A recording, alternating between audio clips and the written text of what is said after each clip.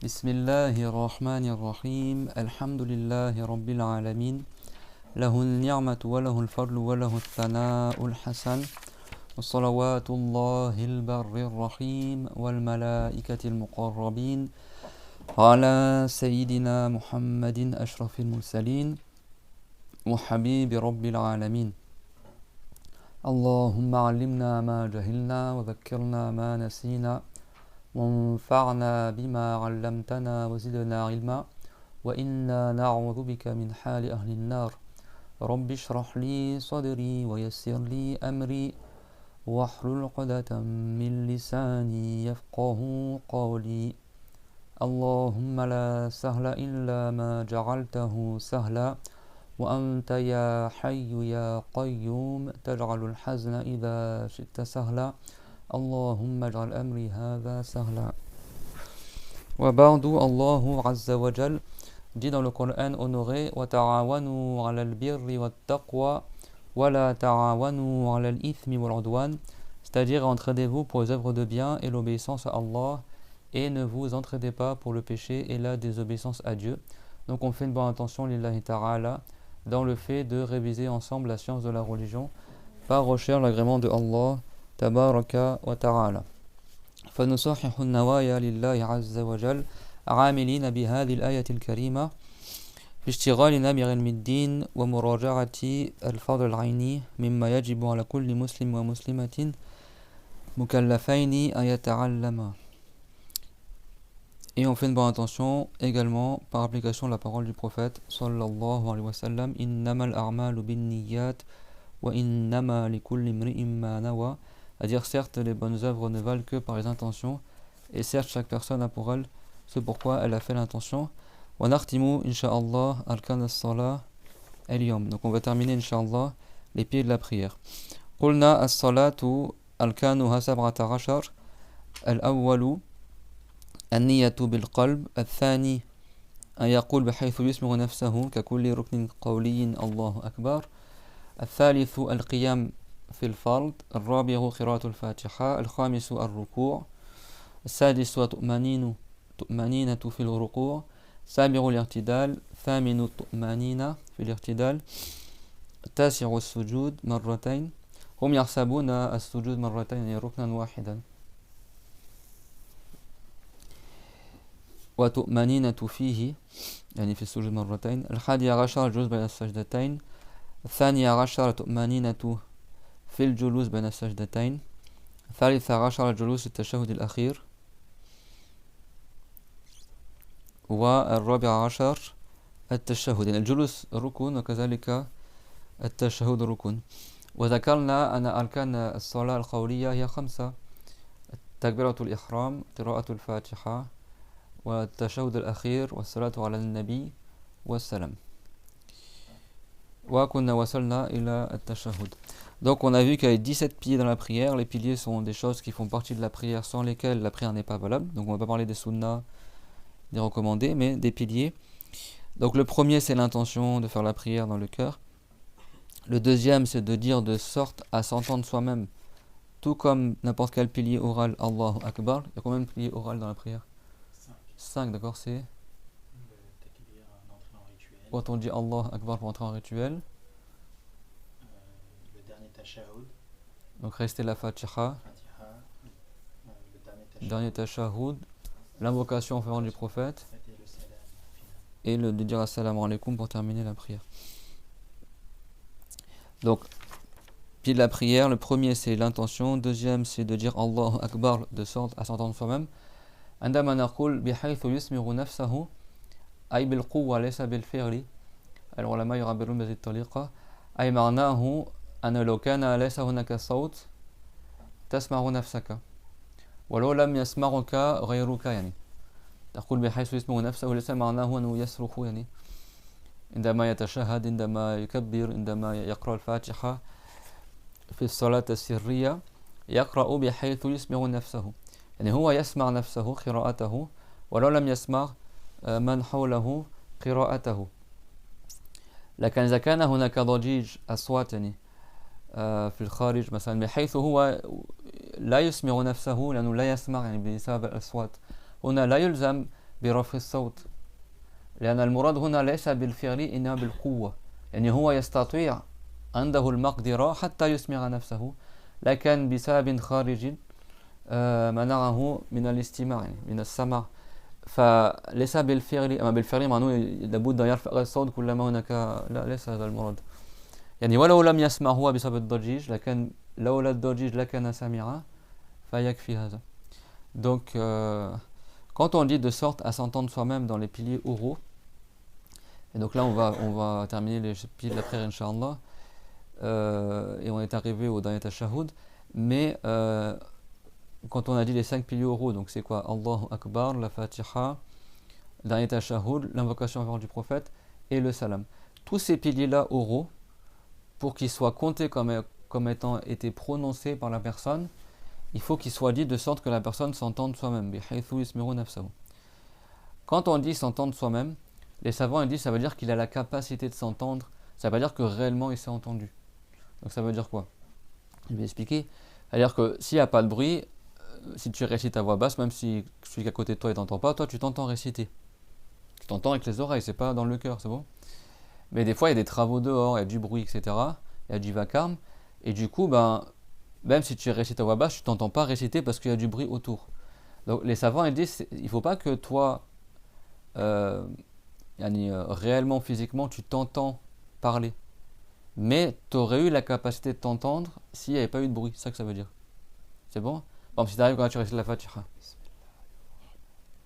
là je m'entends, tu vois. Peut-être vous n'avez pas entendu, peut-être que aussi. Mais s'il y a du bruit dehors, marteau piqueur, si je récite comme ça, je vais pas m'entendre. Là, c'est pas une condition que tu dois élever ta voix au-dessus du son du marteau-piqueur pour Bismillah, tu vois, comme ça, parce que tu n'entends pas réciter. Donc ça, le fait que tu hausses la voix de sorte que tu t'entendes, ça, ce qu'on appelle, tu t'entendes par l'acte. C'est-à-dire que réellement, tu t'es entendu. C'est pas ça qui est visé. Ça veut dire que s'il n'y avait pas de bruit, tu t'entendrais réciter. C'est bon? Donc même si, par exemple, tu pries, il y a du bruit autour de toi dans la mosquée, etc., ou tu sais, des fois, même quand tu es au Hajj, ou tu pries, il y a les gens qui font le tawaf, il y a plein de bruit, etc. Donc des fois tu t'entends pas. Mais si toi tu savais de toi-même que s'il n'y avait pas ce bruit-là, tu t'entendrais réciter, c'est suffisant. Il y a l'air qui sort de ta bouche, et s'il n'y avait pas de bruit, tu t'entendrais murmurer. C'est clair ce que je dis ou pas? Une fois, il y a presque 20 ans, une fois je faisais la prière à côté de quelqu'un, et il était récité limite, on entendait tout ce qu'il disait, quoi.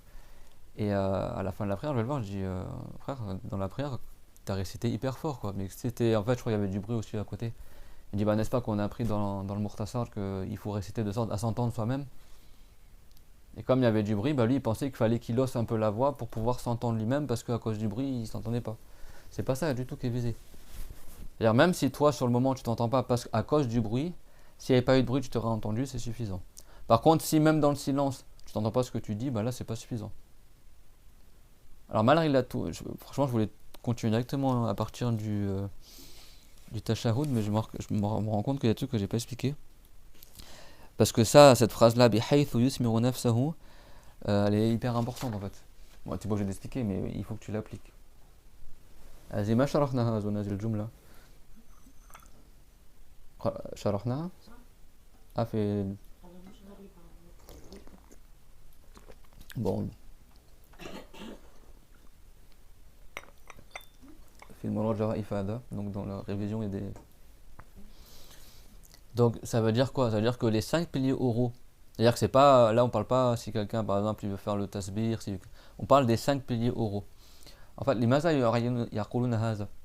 لأن الشخص إذا لم يسمع نفسه فهذا لا يسمى قراءة، يسمى حديث نفس، يعني هو كأنه يقرأ في قلبه، وهذا الكلام هو سمي قراءة لكن في الحقيقة ليس لفظا، ليس قراءة يعني بلسانه، فلأنه لا يسمى قراءة لا يحسب أنه قرأه، سواء كان التكبير سواء كان يعني القول لابد أن يكون باللسان مع يعني شيء ولو قليل من النفس ومن الصوت كذلك حتى يعتبر أنه قرأه أو تكلم به تفوه به. أما إذا الشخص قرأ بقلبه التكبير بقلبه الفاتحة بقلبه السلام بحيث لا يخرج ولا صوت ولو خفيف يعني من فمه، فهذا لا يحسب أنه تكلم، أنه قال هذا الركن القولي. فلذلك عند الشافعي لابد أن يتلفظ به بحيث يعني يخرج من فمه أدنى صوت بحيث يسمع نفسه. هذا الأدنى يعني أقل شيء. أما إذا حرك لسانه وشفتيه بحيث يعني لا يسمع شيئا، يعني لا يخرج ولا صوت، لكن فقط حرك لسانه، هذا لا يسمى قراءة. أو مثلا فعلوا بقلبه. بعض الجهال ماذا يفعلون؟ على زعمهم يقرؤون بقلوبهم، وهم قادرون بإحكام واحد، يعني قادر على القراءة، لكنه يقرأ على زعمه بقلبه، يبقى واقفا ولا يتكلم بشيء. فهذا عند الشافعي لا يكفي، وحتى عند غير الشافعي لا يكفي، يعني إذا كان ركن قولي يعني لم يتلفظ به بالمرة ولم يحرك لسانه ولا شفتيه، هذا لا يحسب. Parce qu'en fait, les savants, ils disent... Vous vous rappelez le cours dernier, quand on avait fait la position assise, on a dit quelle que soit la manière dont il s'assoit, mais l'important, c'est qu'on appelle ça une position assise. Vous vous rappelez de ça? C'est-à-dire que les mots... En fait, c'est simple. La religion, le prophète, alayhi salatu wassalam, il a dit « Sallu kama ra'aytumuni usalli » Priez tout comme vous m'avez vu faire la prière. Donc le prophète, alayhi salam, vous vous rappelez le hadith? Les cours, ils se suivent. Le hadith de Muslim, de Bukhari, où le prophète, il a expliqué aux compagnons comment faire la prière. Donc il lui a dit taqra, il lui a dit tu récites, tu t'assois, etc. فالرسول عليه السلام إن الأحكام مبنية. الرسول قال عليه الصلاة والسلام صلوا كما رأيتموني أصلي. فنحن نعتمد على وصف صلاة رسول الله صلى الله عليه وسلم. كيف جاء وصفها في الحديث المشهور الذي مر معنا سابقا، الحديث حديث المسيء صلاته الذي لم يحسن الصلاة. فقلنا في البخاري ومسلم أن الرسول عليه السلام إن الرسول عليه الصلاة والسلام شرح لذاك الشخص كيف يصلي. إذا قمت إلى الصلاة فأسبغ الوضوء ثم استقبل القبلة وكبر، اقرأ ما تيسر معك من القرآن. قال اقرأ ما تيسر معك من القرآن. كذلك قال اجلس تسجد وتجلس وكذا. فالعلماء يقولون يعني لماذا يفصلون هكذا؟ لأن الرسول عليه السلام قال اقرأ. فإذا أتيت بشيء لا يسمى قراءة في اللغة العربية لم تكن أتيت بالركن الذي وصفه الرسول عليه السلام. قال اجلس. إذا أنت لم تأتي في صلاتك بشيء يسمى جلوسا في اللغة العرب فلم تكن عملت بكلام رسول الله صلى الله عليه وسلم. قال اسجد. إذا أنت سجدت لكن بطريقة لا يسمى سجودا في اللغة، مثلا كما شرحنا إذا كان المقعد يعني أسفل من الرأس، أو مثلا جبهته لا تلمس الأرض شخص يعني. فلذلك العبارات مهمة يعني. كما في الوضوء مثلا عندما قال اغسلوا فتأتي بشيء يسمى غسل فلا بد من السيلان. عندما قال امسحوا هذا ليس غسلا. فيعني الكلمات مهمة، يعني الله تعالى شرع هذا الدين وأنزل كلمات ومفردات تعبيرات مقصودة. يعني إذا الرسول قال اقرأ يعني لا يتكلم في حديث النفس. الشافعي يقول رحمه الله إذا أنت قرأت يعني تكلمت بقلبك هذا لا يسمى قراءة، يسمى حديث نفس. فلذلك إذا أتيت بقراءة على زعمك هو دون ما تسمع بك نفسك، يعني أنت ما خرجت شيء يعني من فمك، فقط كل شيء بقلبك، ولو قرأت الفاتحة وكل القرآن هذا لا يسمى في اللغة قراءة، لأنه ما لم تسمع شيئا. فلذلك عند الشافعي أدنى شيء أن يسمع نفسه حتى يحسب أنه أتى بالركن. أما أكيد إذا كان في الصلاة الجهرية فيقرأ يعني يرفع الصوت في قراءة الفاتحة والسورة بعدها. كذلك الإمام يكبر بصوت مسموع، وعند الانتقالات من ركن إلى آخر كما شرحنا وبينا في الدرس الماضي في بعض سنن الصلاة. لكن ليس الكلام في هذا. الكلام إذا أراد يأتي بأركان الصلاة القولية الخمسة لابد أن يأتي على الأقل بحيث يسمع نفسه. أحيانا يكون المطلوب أن يسمع فقط نفسه، وأحيانا يكون المطلوب أن يسمع غيره. إذا شخص يعني يصلي وحده صلاة سرية هنا كل شيء يعمل بحيث يسمع نفسه فقط. إذا كنت تصلي خلف الإمام كذلك لا ترفع الصوت. إذا كان الناس حولك يسمعون يسمعون قراءتك، يسمعون تكبيراتك، وأنت مأموم، يعني هذا مكروه يعني في الصلاة. يعني معناه أنت لم تقرأ سرا، تقرأ جهرا. أما الإمام فهو حتى يتبع، لأجل المتابعة مع الإمام، فيرفع الصوت في بعض الأقوال من أقوال الصلاة. On vous a pas vu vendredi là? On vous a pas vu vendredi? Ah. أهلا وسهلا. السلام عليكم ورحمة الله وبركاته.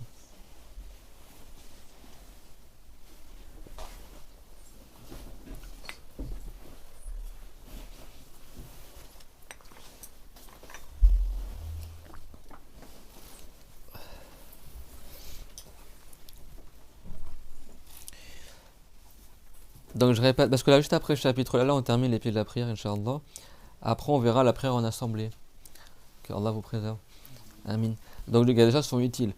C'est quoi les 5 piliers de la prière?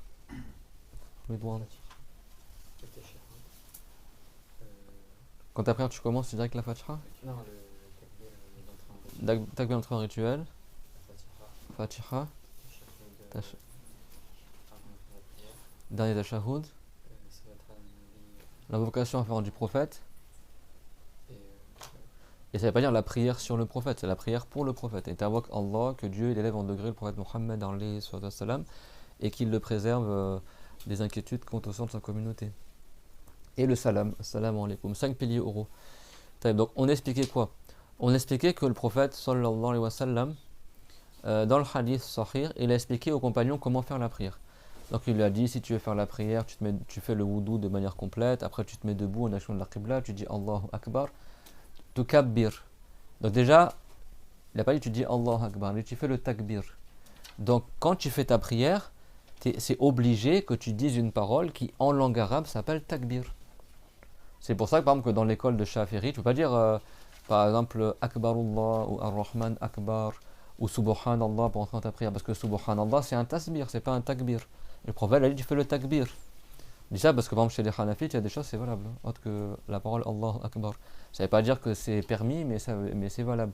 Dans l'école de Shafiri, eux ils restent, tu es obligé de faire, de venir avec des choses, d'amener des piliers qui correspondent au niveau linguistique à ce que le prophète il a expliqué aux compagnons. Donc s'il a dit tu te mets face à la qibla et tu fais le takbir, si tu dis une parole en arabe qui ne s'appelle pas takbir, le takbir ça veut dire le fait de glorifier Allah, de dire que Allah est grand. Littéralement, c'est-à-dire le fait de, soi-disant, de souligner la grandeur de Allah, ça takbir, d'accord? Donc, si tu n'as pas fait une parole qui dit que Allah est grand, parce que vous savez que si quelqu'un il est incapable de le dire en arabe, il le traduit en français. Donc si tu veux le traduire en français, tu dis Dieu est grand et tu rentres dans ta prière. Ça c'est vraiment le nouveau converti qui ne connaît pas un mot d'arabe, qui est totalement incapable de prononcer le ha, le ra, d'accord? Donc il ne va pas dire Allah Akbar, tu vois, il ne va pas faire un truc comme ça. Donc là c'est interdit, d'accord? Donc qu'est-ce qu'il fait? Il traduit en français, il va dire Dieu est grand par exemple, et tu rentres dans la prière comme ça, c'est bon? Chez les Malikites, il met juste l'intention de rentrer dans sa prière sans parler. Bon, là c'est des cas exceptionnels, on ne les rend pas dedans. Donc c'est pareil, après le prophète il dit tu récites la Fatiha. Il n'a même pas dit ça, il dit tu récites ce qui t'est facilité du Coran. D'accord? Tu récites ce que tu peux réciter du Coran. Ça c'est conforme à ce qu'on a expliqué, parce que si quelqu'un il est incapable de réciter la Fatiha, il va remplacer la Fatiha par d'autres ayats du Coran. Vous vous rappelez ça, on ne va pas revenir sur ce cours-là.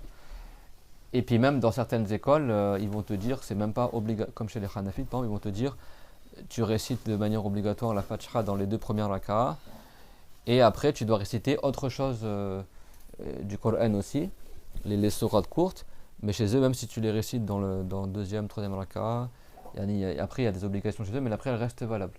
Donc tout ça c'est sujet d'interprétation, parce que le prophète il a dit, tu récites ce qui t'est facilité du Coran. Bon, dans d'autres hadiths, il a dit aussi, il n'y a pas de prière pour celui qui n'a pas resté la Fatiha. Donc, tu vois, en rassemblant les deux aussi. Donc, il y en a, ils vont te dire, la Fatiha, il faut au moins la réciter dans 2 raka'ah. Après, même si tu récites autre chose du Coran dans les 2 autres, comme chez les Hanafites. Chez les Malikites, tu as plusieurs avis. Il y en a, ils vont te dire dans la plupart des raka'ah de la prière. Il y en a, ils vont te dire dans toutes les raka'ah. Il Il y en a, ils vont te dire, même si c'est une raka, bon ça c'est un avis faible chez les malikites, il y en a, ils vont te dire dans la moitié de la prière, ça c'est aussi un avis faible, mais c'est-à-dire qu'il y a des divergences. Pourquoi? Parce que le prophète, il n'a pas dit explicitement c'est dans toutes les rakas qu'il faut rester la Fatiha. Dans l'école de Shafi'i, c'est dans toutes les rakas. De toute façon, si tu veux les plus de récompenses dans la prière et sortir des divergences et sortir des avis faibles et avoir une prière qui est récompensée voilà, dans toutes les écoles, tu récites la Fatiha dans toutes les rakas. Donc, il a dit Iqra. Donc, dans le hadith, il n'a pas dit la Fatiha, mais il a dit tu récites ce que tu peux du Coran. C'est bon? Donc, quand il a dit Iqra, c'est-à-dire que le masdar, le nom qui correspond à ce verbe-là, c'est le qira'a. Donc, si toi tu fais une chose qui en arabe s'appelle pas qira'a, bah, c'est pas compté en fait. Si toi tu arrives dans ton cœur, tu fais, mais sans parler. Tu récites soi-disant le takbir ou la Fatiha dans ton cœur, sans parler. Est-ce qu'en arabe littéraire, à l'époque du prophète, dans la langue du prophète, sallallahu alayhi wa sallam, est-ce que ça, les arabes et le prophète et les compagnons, ils appelaient ça une qira'a? Non. Ça s'appelle pas qira'a. Ça s'appelle en arabe hadith ou nafas. Ça veut dire c'est une discussion dans le cœur. Mais les arabes ne vont pas appeler ça qira'a. En langue arabe littéraire, on n'appelle pas ça qira'a. Là, c'est un point de vue linguistique. Et quand Allah Ta'ala il révèle au prophète Mohammed d'expliquer de telle ou telle manière, parce que le prophète, quand il parle, les mots qu'il choisit, c'est par la révélation. Si le prophète il a nommé la prière Salah, c'est parce que Dieu a révélé au prophète que ça s'appelle Salah. D'accord? De dire Qira'a, parce que Dieu lui a révélé de dire Qira'a, et il n'a pas dit juste. Il a dit ce mot-là et pas un autre. C'est clair, tout le monde? Donc, les mots, ils sont choisis dans la religion. Et le prophète, il a dit faites la prière tout comme vous m'avez vu prier. Donc, si le prophète il a dit qira'a, c'est qu'il vise le mot qira'a. C'est pas il vise un truc flou. C'est-à-dire que tu dois obligatoirement venir avec quelque chose qui s'appelle qira'a en arabe. Comme on a vu dans le cours dernier aussi. Quand le prophète l'a dit tu t'assois entre les deux prosternations, bah, si tu fais un truc qui s'appelle pas assise ou position assise en français ou en arabe, bah, t'as pas fait le pilier. Vous avez compris ou pas?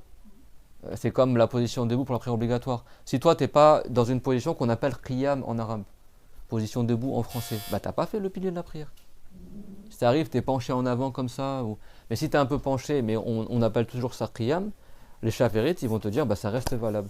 C'est pas une condition que tu sois droit comme un piqué, mais que tu restes dans une position que ça reste, ça on peut le nommer position debout.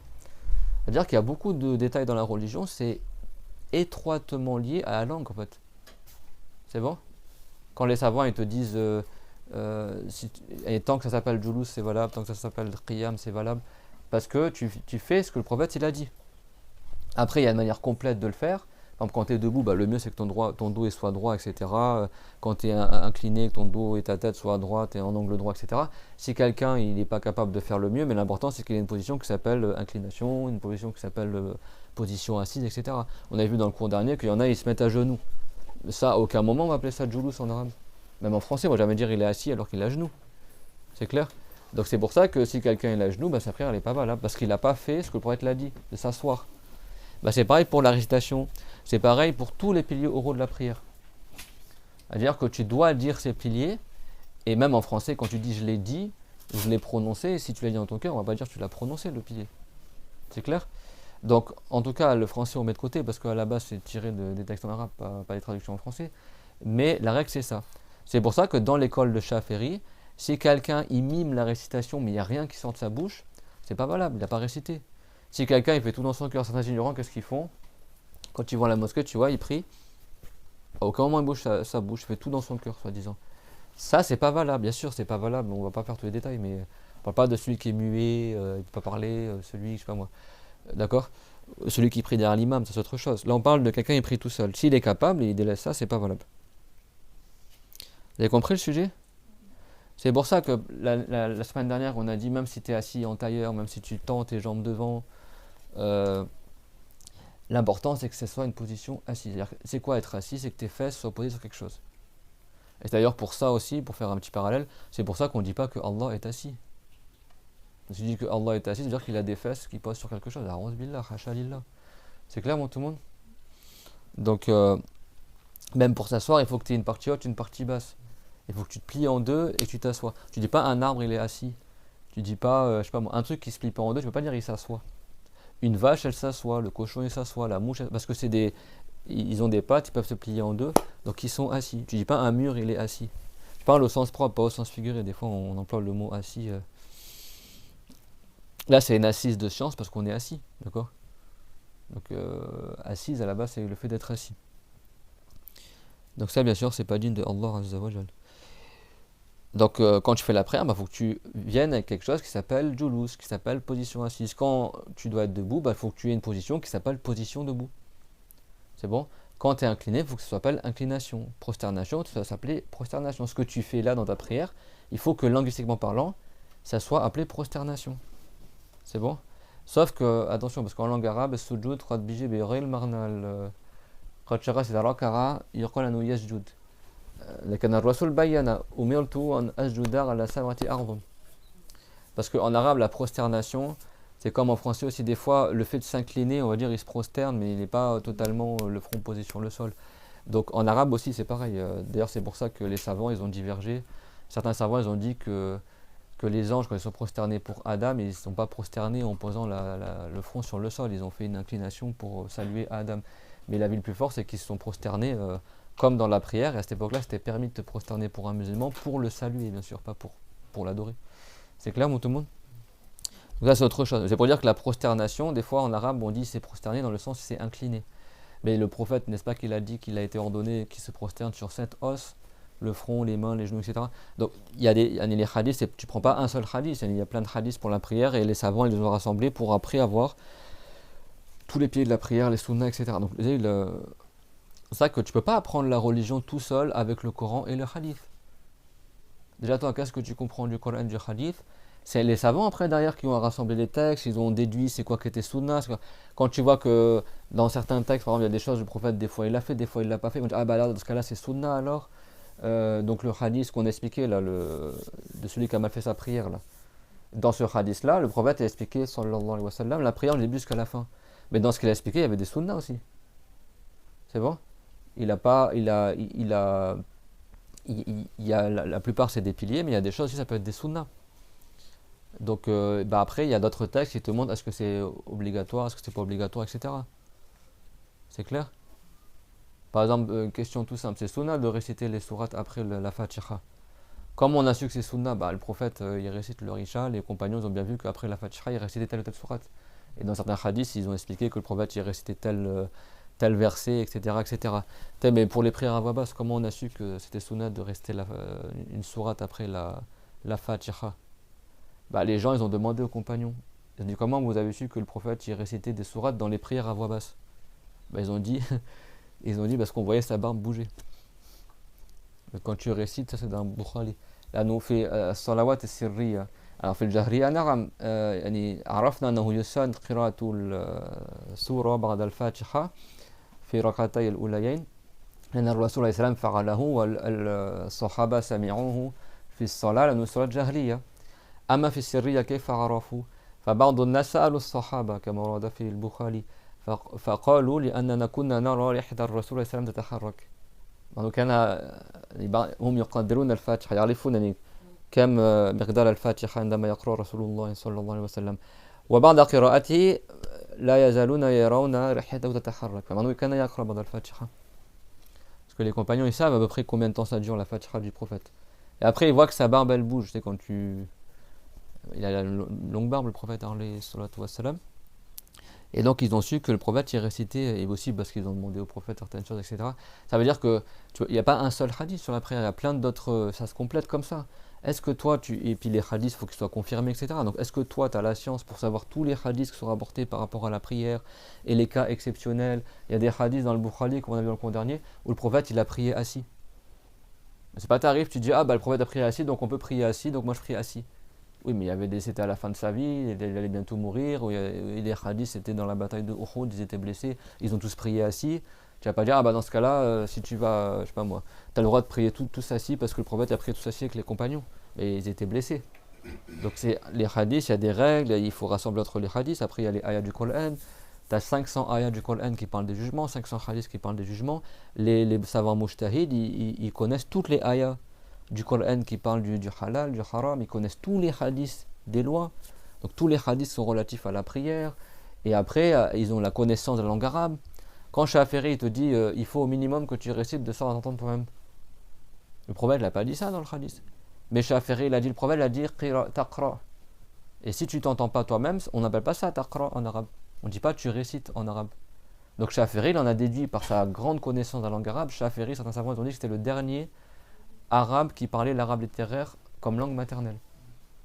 بعض العلماء قالوا أن الشافعي رحمه الله كان آخر السابقين يستدل بكلامه في اللغة وكان ما شاء الله له باع طويل في أشعار العرب كان يحفظ كثيرا من العرب وتعلم العربية يعني عاش مدة طويلة في بعض القبائل في الحجاز فتعلم منه العربية وكانت تلك القبيلة من أقوى القبائل في اللغة وحفظ أشعارهم وحفظ الكثير من الأشعار وكان هو بنفسه رحمه الله يؤلف الشعر كان قويا جدا في البلاغة والشعر الإمام الشافعي ويروى عنه كثيرا من الأشعار يعني.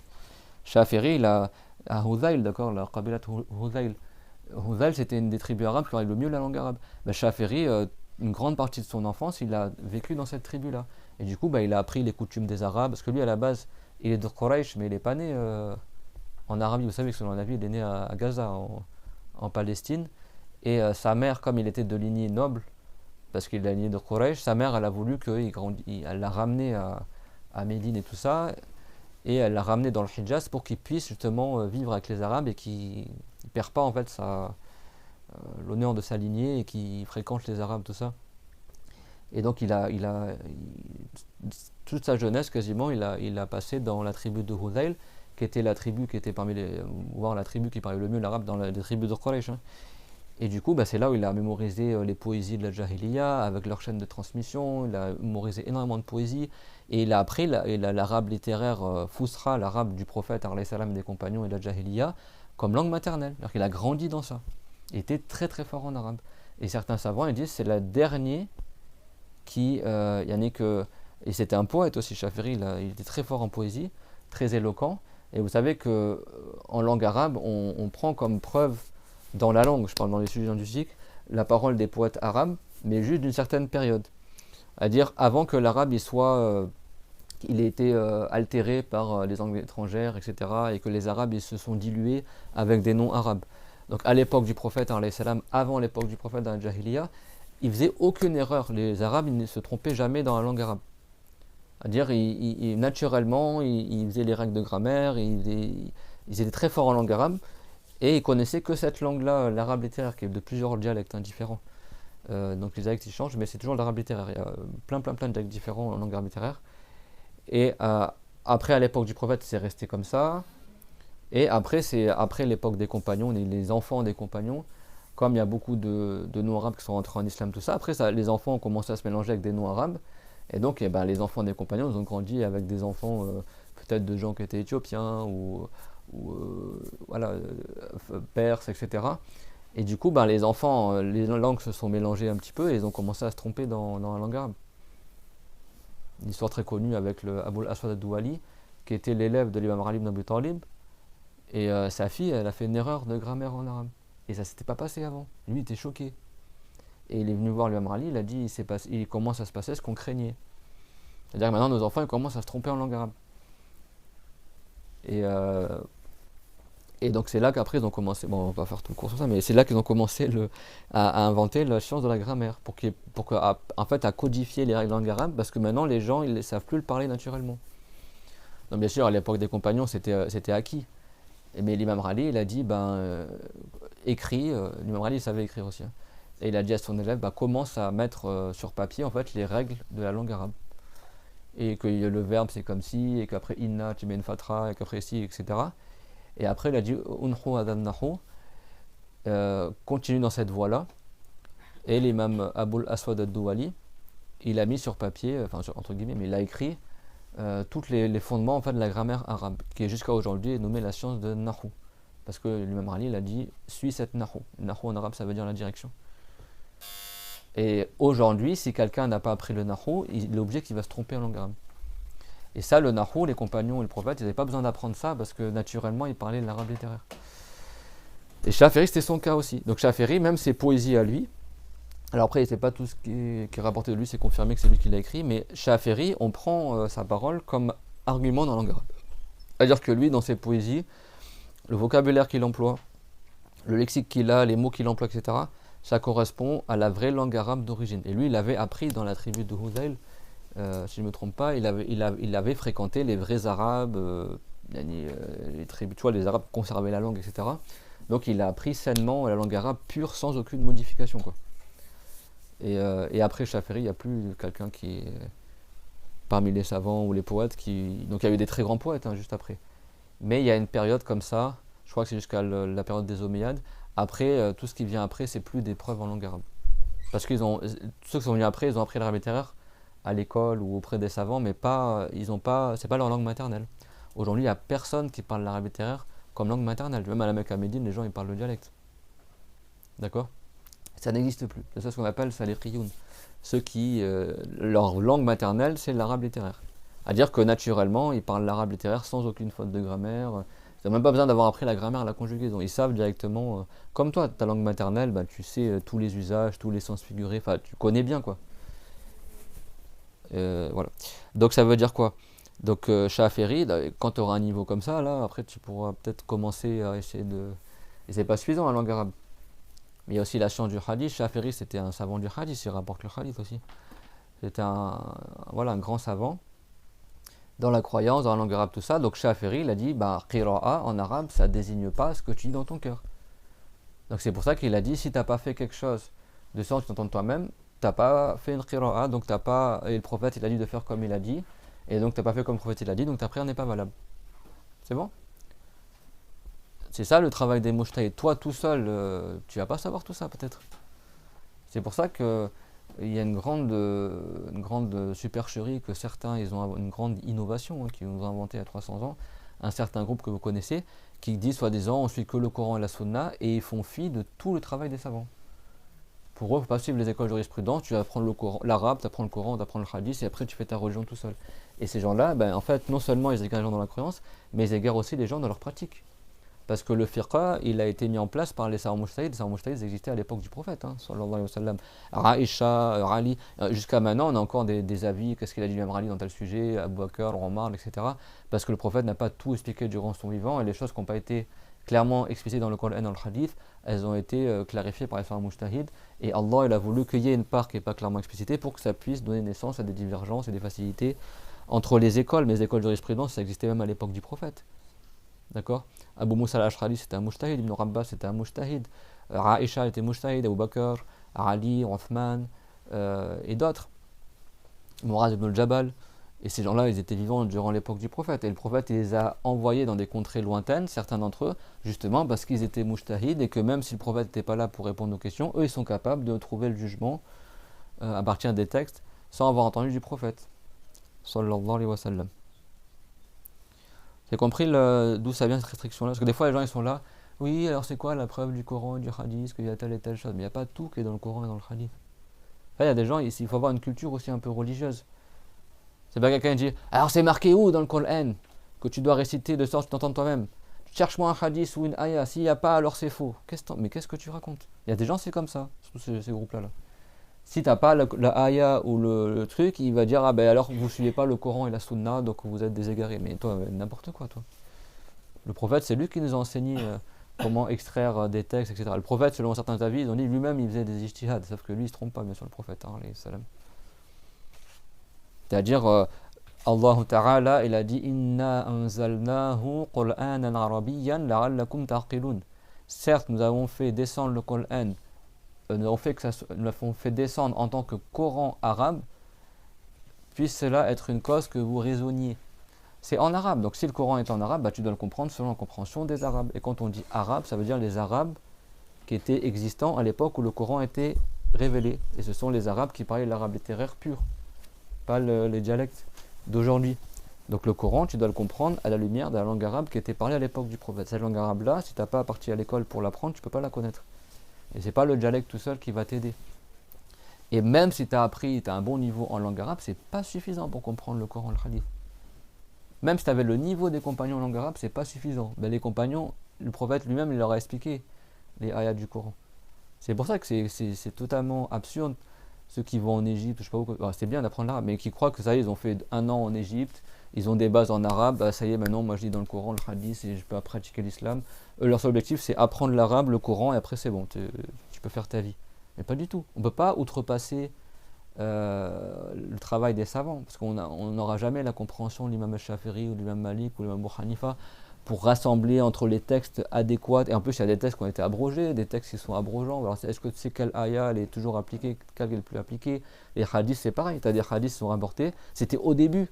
Mais après, il y a d'autres choses que le prophète il a annulées par la révélation et maintenant on fait comme ça. C'est clair? Et donc il y a des choses, voilà, c'est الشخص لا يتخطى عمل العلماء يعني المجتهدين الذين استنبطوا الأحكام من القرآن والسنة. لابد من معرفة اللغة العربية والنصوص الشرعية, et il connaît aussi les sujets de divergence, les sujets d'unanimité. Un mujtahid, si, soi-disant, s'il ne connaît pas les sujets sur lesquels les savants ont divergé, il ne peut pas être mujtahid. Et s'il ne connaît pas tous les points de la religion sur lesquels tout le monde est consensus des savants, je parle en français vraiment, il ne connaît pas tous les sujets de la religion sur lesquels les savants ont été unanimes, il ne peut pas être mujtahid aussi. Imagine, il fait un effort de recherche pendant 3 mois et sur un sujet, est-ce que c'est permis ou pas, alors qu'en fait, des savants ont déjà été unanimes que c'était permis, par exemple. Donc toi, tu ne vas pas faire un effort de recherche qui va contredire une unanimité précédente. Donc tu dois mémoriser toutes les unanimités qui ont été contractées depuis l'époque du prophète jusqu'à maintenant. Pour pas que tu ailles chercher dans un truc où des gens, ils avaient déjà cherché avant toi et ils ont tous été d'accord que c'était comme ça.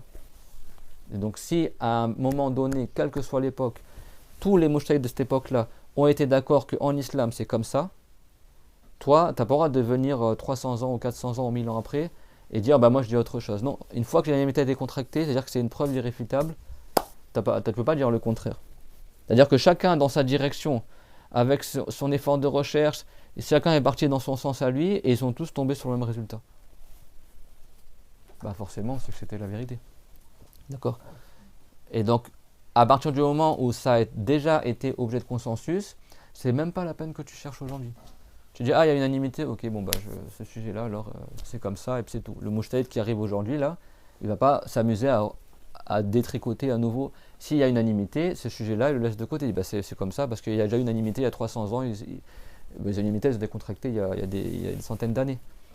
Donc, le mujtahid, il faut déjà qu'il apprenne d'abord tous les points de la religion sur lesquels les savants étaient unanimes.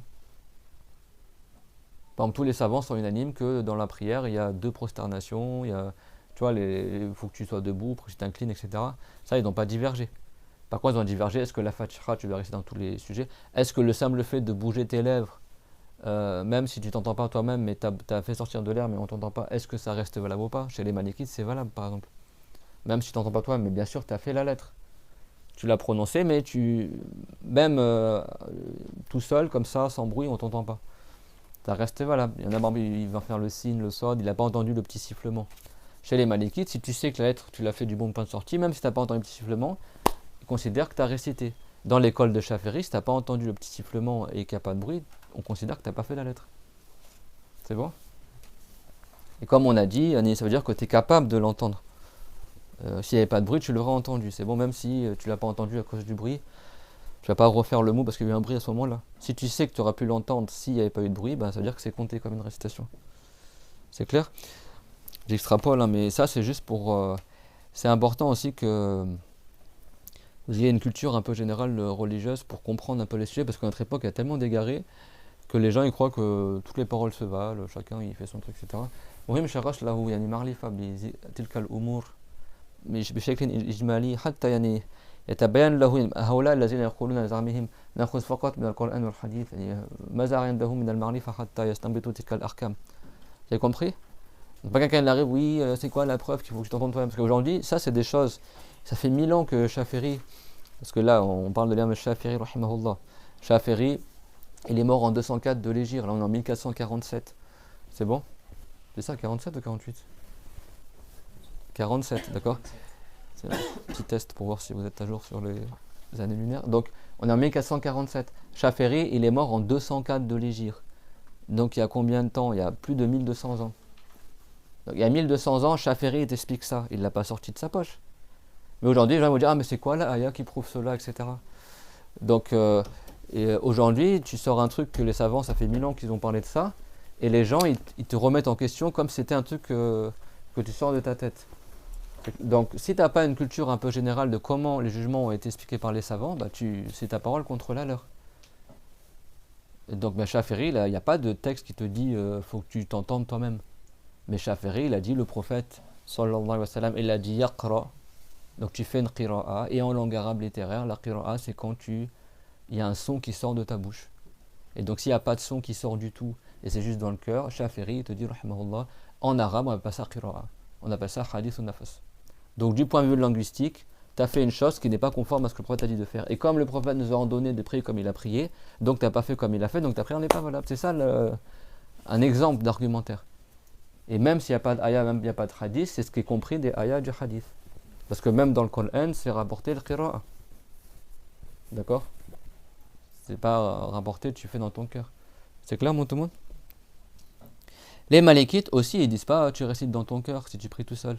Mais ils disent si toi tu as récité, même si tu t'entends pas toi, mais tu as prononcé la lettre, mais tu n'as pas entendu ce que tu récites, mais tu sais que tu l'as prononcé, ils vont dire ça reste valable. C'est-à-dire, eux, ils sont encore plus. Ils sont allés plus loin, plus bas encore que Shafi'i. Shafi'i, il a dit il faut au moins au minimum que tu t'entendes toi-même. Ou sinon, si tu es plus bas que ce stade-là, tu n'étais plus dans la récitation là. C'est clair, tout le monde? Donc, ça, c'est une divergence chez les savants. Mais aucun, il a dit, ni Malik ni Shafi'i, que c'est suffisant de faire dans son cœur. C'est bon? Là, bien sûr, on parle de quoi quand tu pries tout seul? Si tu pries derrière l'imam, on sait, dans l'école de l'imam Malik, Abu Hanifa, Ahmed Hanbal, l'imam il récite pour ceux qui prient derrière lui. Là, on ne parle pas de la prière en assemblée, on parle de la prière quand tu pries tout seul. Vous avez compris pourquoi? Vous avez vu tout ce qu'il y a? Pourquoi l'auteur il a bien dit de sorte qu'ils s'entendent soi-même comme tout pilier oral de la prière? Vous avez compris maintenant à quel point elle est importante cette phrase-là? Et c'est pareil quand tu dis Assalamu alaykum, quand tu fais tahiyyat. Pour tous les piliers oraux de la prière, tu dois le faire de minimum que tu t'entends toi-même. Ce que j'expliquais tout à l'heure, c'est que bien sûr, il y a des cas où c'est requis que tu le fasses à voix basse, puis il y a des cas où c'est requis que tu le fasses à voix haute. Donc si l'imam, par exemple, il prie, bien sûr, pour que les ma'moum qui prient derrière lui, ils savent que là, il s'incline, il se redresse, tout ça, l'imam va faire les takbir à la voix haute. C'est bon? Il va réciter la Fatiha à voix haute dans les 2 premières rak'ah. C'est bon? Si quelqu'un il prie tout seul, le Risha ou le Maghrib ou le Soubor, il va réciter à voix haute dans les 2 premières rak'ah. Donc là, bien sûr, mais s'il veut que le pilier soit réalisé, il faut qu'au minimum il récite de sorte à s'entendre lui-même. C'est bon? Donc même dans le Risha ou le Maghrib, celui qui prie tout seul, s'il a récité de sorte à s'entendre lui-même, le pilier sera validé. Par contre, il n'aura pas fait la sunna de rester à voix haute, donc ce sera déconseillé. Mais ça reste validé. C'est bon? Donc ça veut dire que c'est le minimum du minimum dans l'école de Shafi'i. Après, bien sûr, il y a des cas de figure, comme on vient d'évoquer, où c'est requis que tu fais à voix haute. C'est bon? Mafhoum al-kalam al-sharaf ou al arabiyya? Faut que je mélange, qu'est-ce que j'explique en arabe et en français. C'est bon? Amma shara yaqraha kaza. Bismillahirrahmanirrahim. Je pense, kul samirani. Faza la yusama sirran, faza jahr. Si quelqu'un, il récite comme ça, Bismillahirrahmanirrahim. Là, vous m'entendez? Même si Jarma, je le fais, ça c'est ce qu'on appelle réciter à voix haute, hein, c'est pas réciter à voix basse. Réciter à voix basse, ça veut dire que c'est toi qui t'entends, il y a même le gars qui est à côté de toi, peut-être qu'il t'entend pas. C'est là comme ça. Là je m'entends, mais peut-être qu'il y en a, ils m'entendent pas. C'est bon? Et je dis ça parce que Minal Akhta al-Sha'ir a fait le masajid, أنه يكون الإمام يكبر بصوت عال بيكون الشخص خلفه يردد ما يقوله الإمام بصوت كذلك عال بيعمل مبلغ يعني.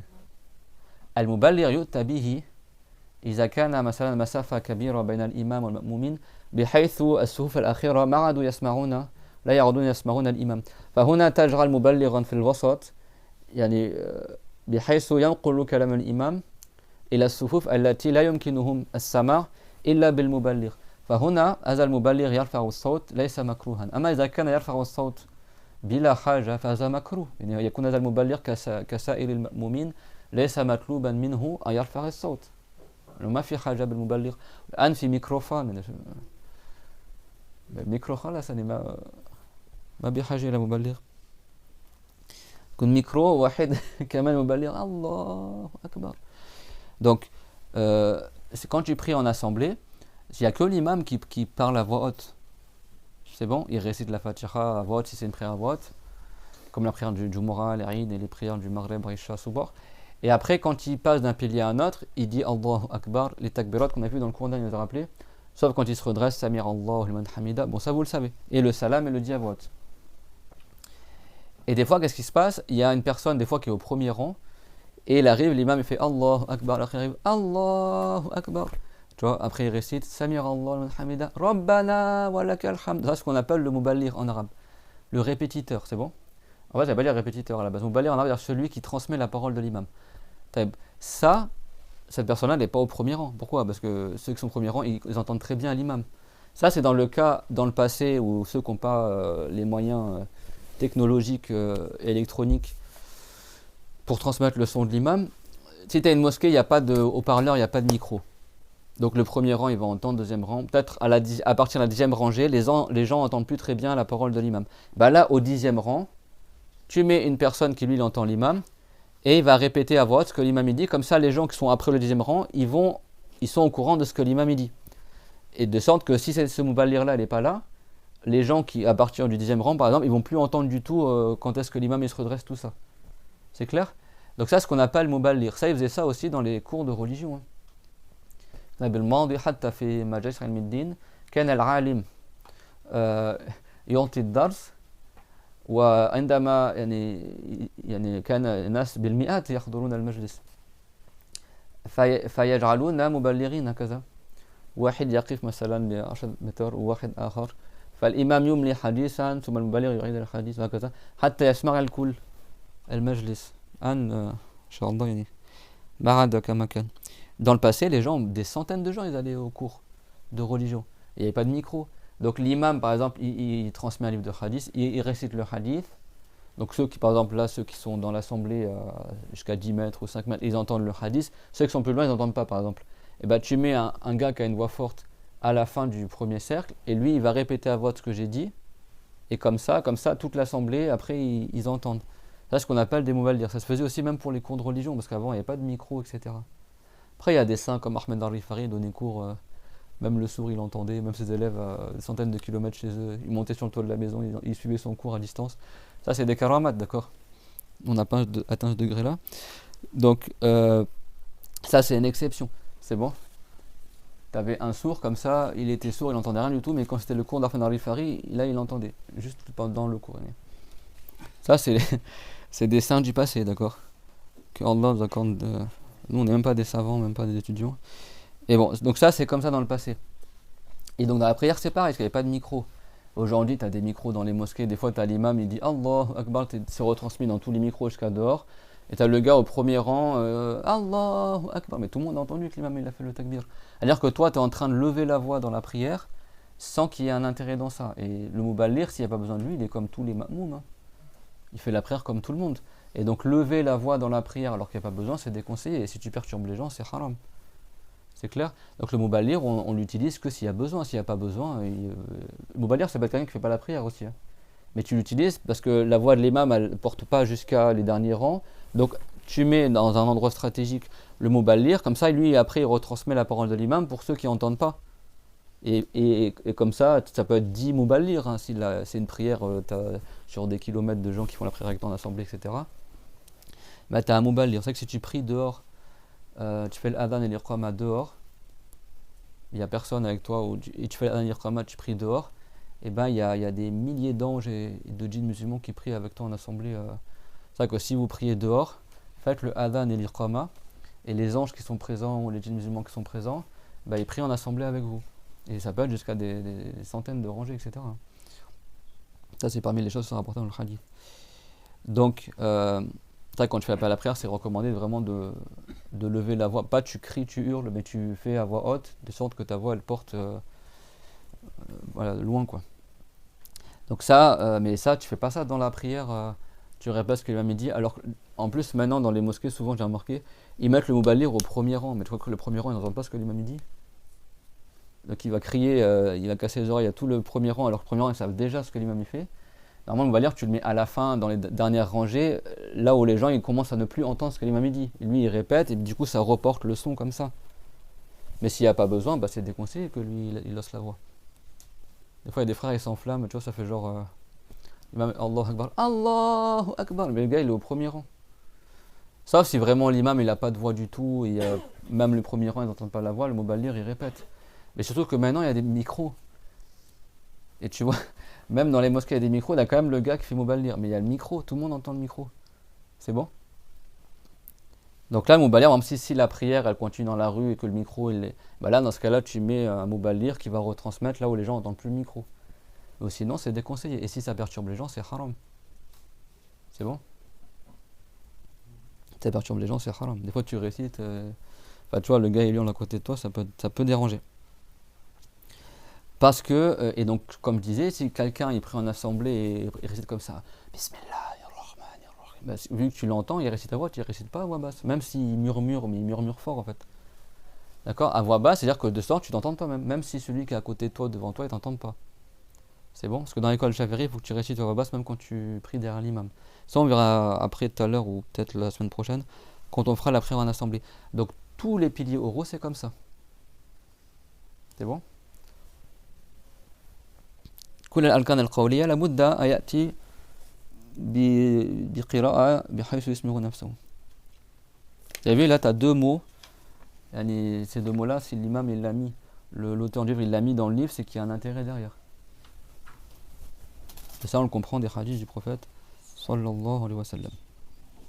الرابع عشر التشهد الأخير فيقول التحيات المباركات الصلوات الطيبات لله السلام عليك أيها النبي ورحمة الله وبركاته السلام علينا وعلى عباد الله الصالحين أشهد أن لا إله إلا الله وأشهد أن محمد رسول الله أو أقله وهو تحيات لله سلام عليك أيها النبي ورحمة الله وبركاته سلام علينا وعلى عباد الله الصالحين أشهد أن لا إله إلا الله وأن محمد رسول الله. فالتشهد له عدة صيغ. المهم أن يأتي بالتحيات لله. السلام على النبي السلام عليك أيها النبي ورحمة الله وبركاته والسلام علينا وعلى عباد الله الصالحين. ثم يأتي بالشهادتين. يسمى التشهد لأنه يتشهد أشهد أن لا إله إلا الله وأن محمد رسول الله. هذا الأقل. وهناك عدة أحاديث تروي صيغة من التشهد. الحنفية اختاروا صيغة معينة المالكية كذلك. ça fait déjà 1 heure de cours سبحان الله.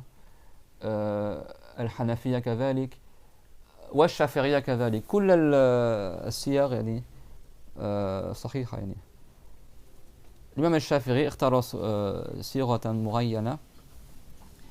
عمر لما كان على المنبر يعني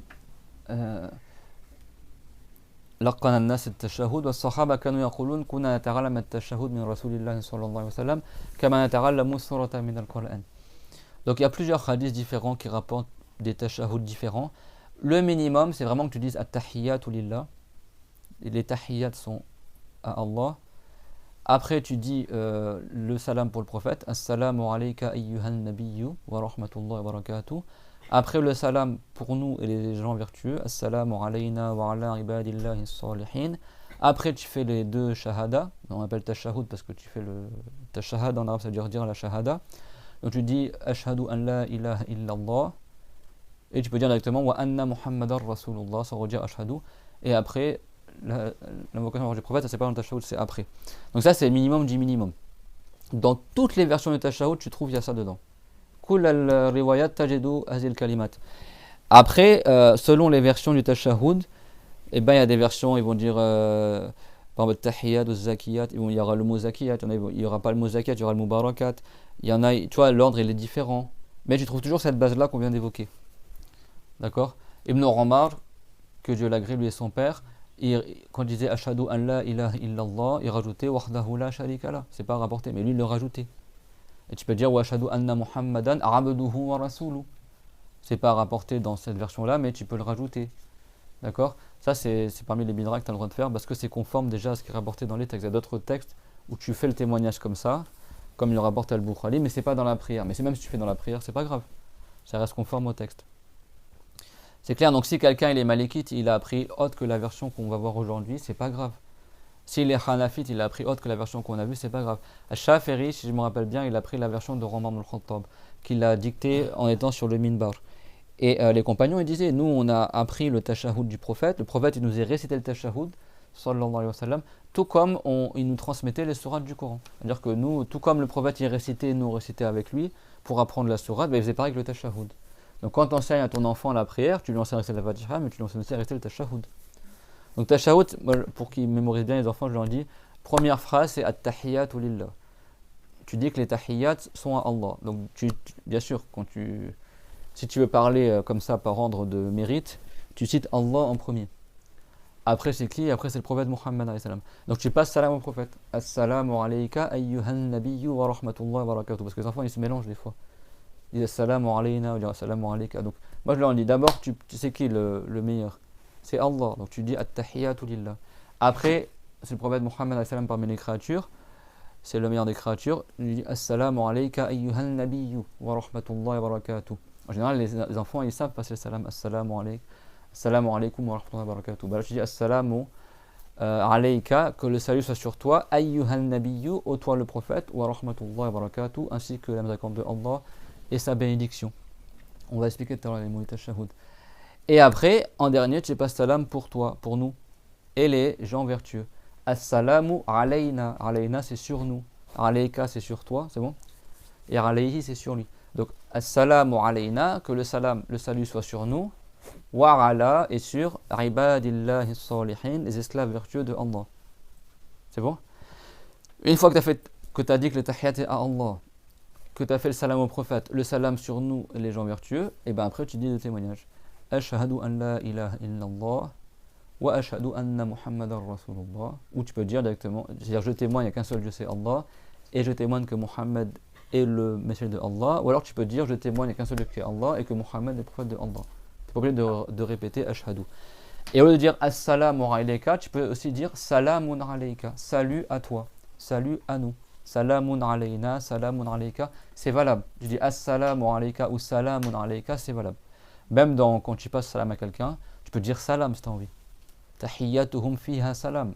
Dans le Coran, warada fi al-Coran, anna tahiyyat ahli al-jannah salam. الشخص إذا قال salam, يعني هذا salam. حتى في التشهد قال سلام عليك يصح. أو يقول السلام عليك بألف لام. C'est bon? Mais quand tu dis salam, c'est pas obligatoire de rendre le salam quand tu passes salam à quelqu'un. Mais tu peux dire salam. D'accord? Ils vont dire shalom. En français, on dit salut, c'est le même mot. Hein. Salut, shalom, salam. C'est salam, ça veut dire la paix. D'accord? Le salut, on dit bien l'armée du salut. Quelque chose de salutaire, c'est-à-dire la sauvegarde. En français, quand tu dis salut, ça veut dire que tu sois protégé. C'est pas du vulgaire du tout là-bas de dire salut. Salut à toi, d'accord? Salut, c'est salam, d'accord? La paix, la préservation. Quand tu dis assalamu alayka, ça veut dire que la préservation soit sur toi, que tu sois salué, sauvé, protégé. Donc quand on passe le salam au prophète, ça veut dire que Allah, il le garde de ce qu'il craint pour sa communauté, qu'il n'ait pas d'inquiétude quant à sa communauté. C'est une invocation pour le prophète, alayhi salam. Quand tu passes salam à quelqu'un, ça veut dire que tu demandes à Allah qui protège cette personne-là. Assalamu alaykum. C'est-à-dire que même s'il est tout seul, tu dis alaykum au pluriel parce qu'il y a les anges qui sont avec lui aussi. Donc tu passes salam à la personne et aux anges qui sont avec lui. Assalamu alaykum. Tu peux dire alayka si tu as envie au singulier, si tu vises la personne en particulier. Alayki, c'est une fille, mais en général on dit alaykum. C'est bon? À la fin de la prière, tu dis bien assalamu alaykum parce que tu passes le salam à qui? Aux anges. Mais pas que. Ça c'est l'expression que je... Et pas uniquement, d'accord? C'est même pas si c'est français de dire mais pas que. Ça c'est la mode, ils disent ça en ce moment. Moi je l'avais pas entendu, c'est depuis l'année dernière que j'entends ça. Mais pas que, mais pas uniquement, d'accord? Si tu es un imam qui prie dans la prière, quand tu passes le salam, tu mets l'intention de passer le salam aux anges qui prient à ta droite quand tu passes le salam à droite, et également aux ma'moumines, aux gens qui sont derrière toi dans la prière, tu leur passes le salam. Et quand tu passes le salam à gauche, tu passes le salam aux anges et aussi aux ceux qui sont derrière toi à ta gauche. Et si tu pries derrière l'imam, toi, quand tu dis assalamu alaykum, tu mets l'intention de rendre le salam à l'imam et de passer le salam aux anges qui sont à ta droite et tes camarades qui prient avec toi, tes compères. Et compère en français, ça veut dire ça, non? En latin. Celui qui prie avec toi, non? Copain, c'est celui qui mange avec toi. Et non, j'ai pas fait le latin. Compère, je crois que c'est celui qui prie avec toi. Donc à tes compères. Et après, quand tu fais à gauche, tu passes salam à ceux qui sont à ta gauche. Et si tu pries tout seul, tu mets l'intention de passer salam aux anges. Donc tu dis alaykoum. Con, ça veut dire avec, et père, si je ne me trompe pas, ça veut dire ceux qui prient, d'accord, prier. Et compain, bah, avec, et le pain, ça veut dire aussi ce que tu manges, quoi. Donc tes copains, c'est ceux qui mangent avec toi, et tes compères, c'est ceux qui prient avec toi, à la base. Aujourd'hui, on emploie des mots salut, copain, compère, les gens, le sens a totalement changé maintenant. Alors que salut, à la base, c'est une belle parole, hein. Et merci en français, à la base, ça veut dire la miséricorde ou la pitié. En fait, on parle le français, mais totalement. Quand tu dis merci, c'est comme tu disais que Allah te fasse miséricorde, quoi, que tu es la merci de Allah. La clémence, comme ils disent en Suisse. La miséricorde. Clémence, moi je suis pas trop avec ce mot-là, parce que clémence, j'ai l'impression que c'est un peu le sentiment, quoi. Miséricorde. Les chrétiens en France, ils disent miséricorde. C'est vraiment les Français chrétiens, quand ils disent le rahma, ils disent miséricorde. Clément, je sais même pas si les chrétiens français disent. Après, en Suisse, des fois, ils ont une forme de parler de chez nous. Voilà, donc là, on s'égare beaucoup. Donc, c'est bon pour le tashahhud. Donc, tu as deux versions. C'est pas quelqu'un qui dit ah, moi, j'ai pas appris comme ça, moi, j'ai appris aux zakiyat, etc. Il y a plusieurs versions et tous, elles sont valables. L'important, comme ils ont dit certains, c'est vraiment, tu dis juste at-tahiyatu lillah. Mais si tu veux le mieux, tu peux rajouter le mubarakat, le zakiyat, tayyibat, salawat, d'accord? Même si c'est pas dans le même ordre, etc. Donc pourquoi ces termes-là? Donc déjà quand on dit at-tahiyatu lillah, ma'nahu al-mulk, at-tahiyat. Al-Bukhari qalahu. Al-mulk. Sachara sur hayyillah, yani يعمل تحية لله عز وجل كما تقول الوهابية لزعمهم أن عرج بالنبي عليه السلام فما وصل إلى السماوات العلى وجد الله على زعمهم يصلي خلف ستار فأراد أن يحيي الله يقول فقال التحيات لله فالله رد عليهم السلام عليك أيها النبي ورحمة الله وبركاته قل هذا كفر شنيع ليس له أصل في ديننا ليس له أصل لأنه في البخاري ومسلم ورد كيف التشهد يعني الرسول صلى الله عليه وسلم علم التشهد تحيات لله وسنأتي على ذكره إن شاء الله تحيات أي الملك كما قال البخاري وقال بعض الفقهاء أي ما يحيي العباد به بعضهم بعضا يعني التحيات فيما بيننا هي خلق لله الله خلقها تحيات لله. Donc quand on dit tahiyat sont à Allah, ça ne veut pas dire les salutations sont à Dieu, en gros tu salues Dieu. Non. Comme ils disent certains égarés que vous connaissez, ils disent soi-disant que le prophète il est monté dans les cieux et il a trouvé, alors ça c'est horrible, hein. Ils disent Dieu il faisait la prière derrière un rideau et donc le prophète il est arrivé comme ça, et, il a dérangé et Dieu est en train de prier. Donc il est arrivé, il a dit les salutations sont à Dieu, at-tahiyatu lillah, soi-disant. Et là Dieu est soi-disant dans sa prière, alors je sais pas comment ça fait, est-ce qu'il a rompu sa prière, est-ce qu'il a annulé sa prière, j'ai pas tous les détails. Et Dieu il a répondu au prophète en disant Assalamu alaykum assalamu alayka ayyuhan nabi wa rahmatullahi wa barakatuh. Faisant Dieu il a passé le salam au prophète. Et après il y a la suite, que le salut soit sur nous, les esclaves vertueux. Et c'est comme ça que les soi-disant salafistes ou ceux qui sont les wahhabistes, ils disent que comme ça que le tashahhud a été révélé. Qu'en gros le prophète il est monté dans les cieux, il a dit bonjour à Dieu et Dieu a rendu le salam au prophète. Et puis ouais, masha'Allah, donc quand tu récites dans ta prière, tu imagines cette mécrance, ça n'a aucun fondement ça. Ça n'a aucun fondement. Surtout que dans le Bukhari Muslim, c'est rapporté le hadith comment le tashahhud il a été enseigné. Après il dit nous on applique le Coran et la Sunna, mais ton truc c'est ni dans le Coran ni dans la Sunna, ça n'a jamais été rapporté ça. Ça n'a jamais été rapporté. Tahiyatu lillah, ça veut dire quoi? Ça veut dire que c'est Dieu qui a la souveraineté. On va prendre la religion. Tahiyat, al-Bukhari, il a dit ça veut dire al-Mulk. C'est-à-dire que Dieu, à lui appartient toutes les créatures. Quand on dit à Allah, ça ne veut pas dire que tu t'adresses à Dieu dans ta tahiyat. Ça veut dire les tahiyat appartiennent à Allah. Et quand on dit appartiennent à Allah, ça veut dire quoi? C'est-à-dire que c'est Dieu qui l'a créé. Vous vous rappelez sur la Torah qu'on a expliqué la dernière fois? Lahu ma fis samawati wa ma fil ardi wa ma baynahuma wa ma tahta thara.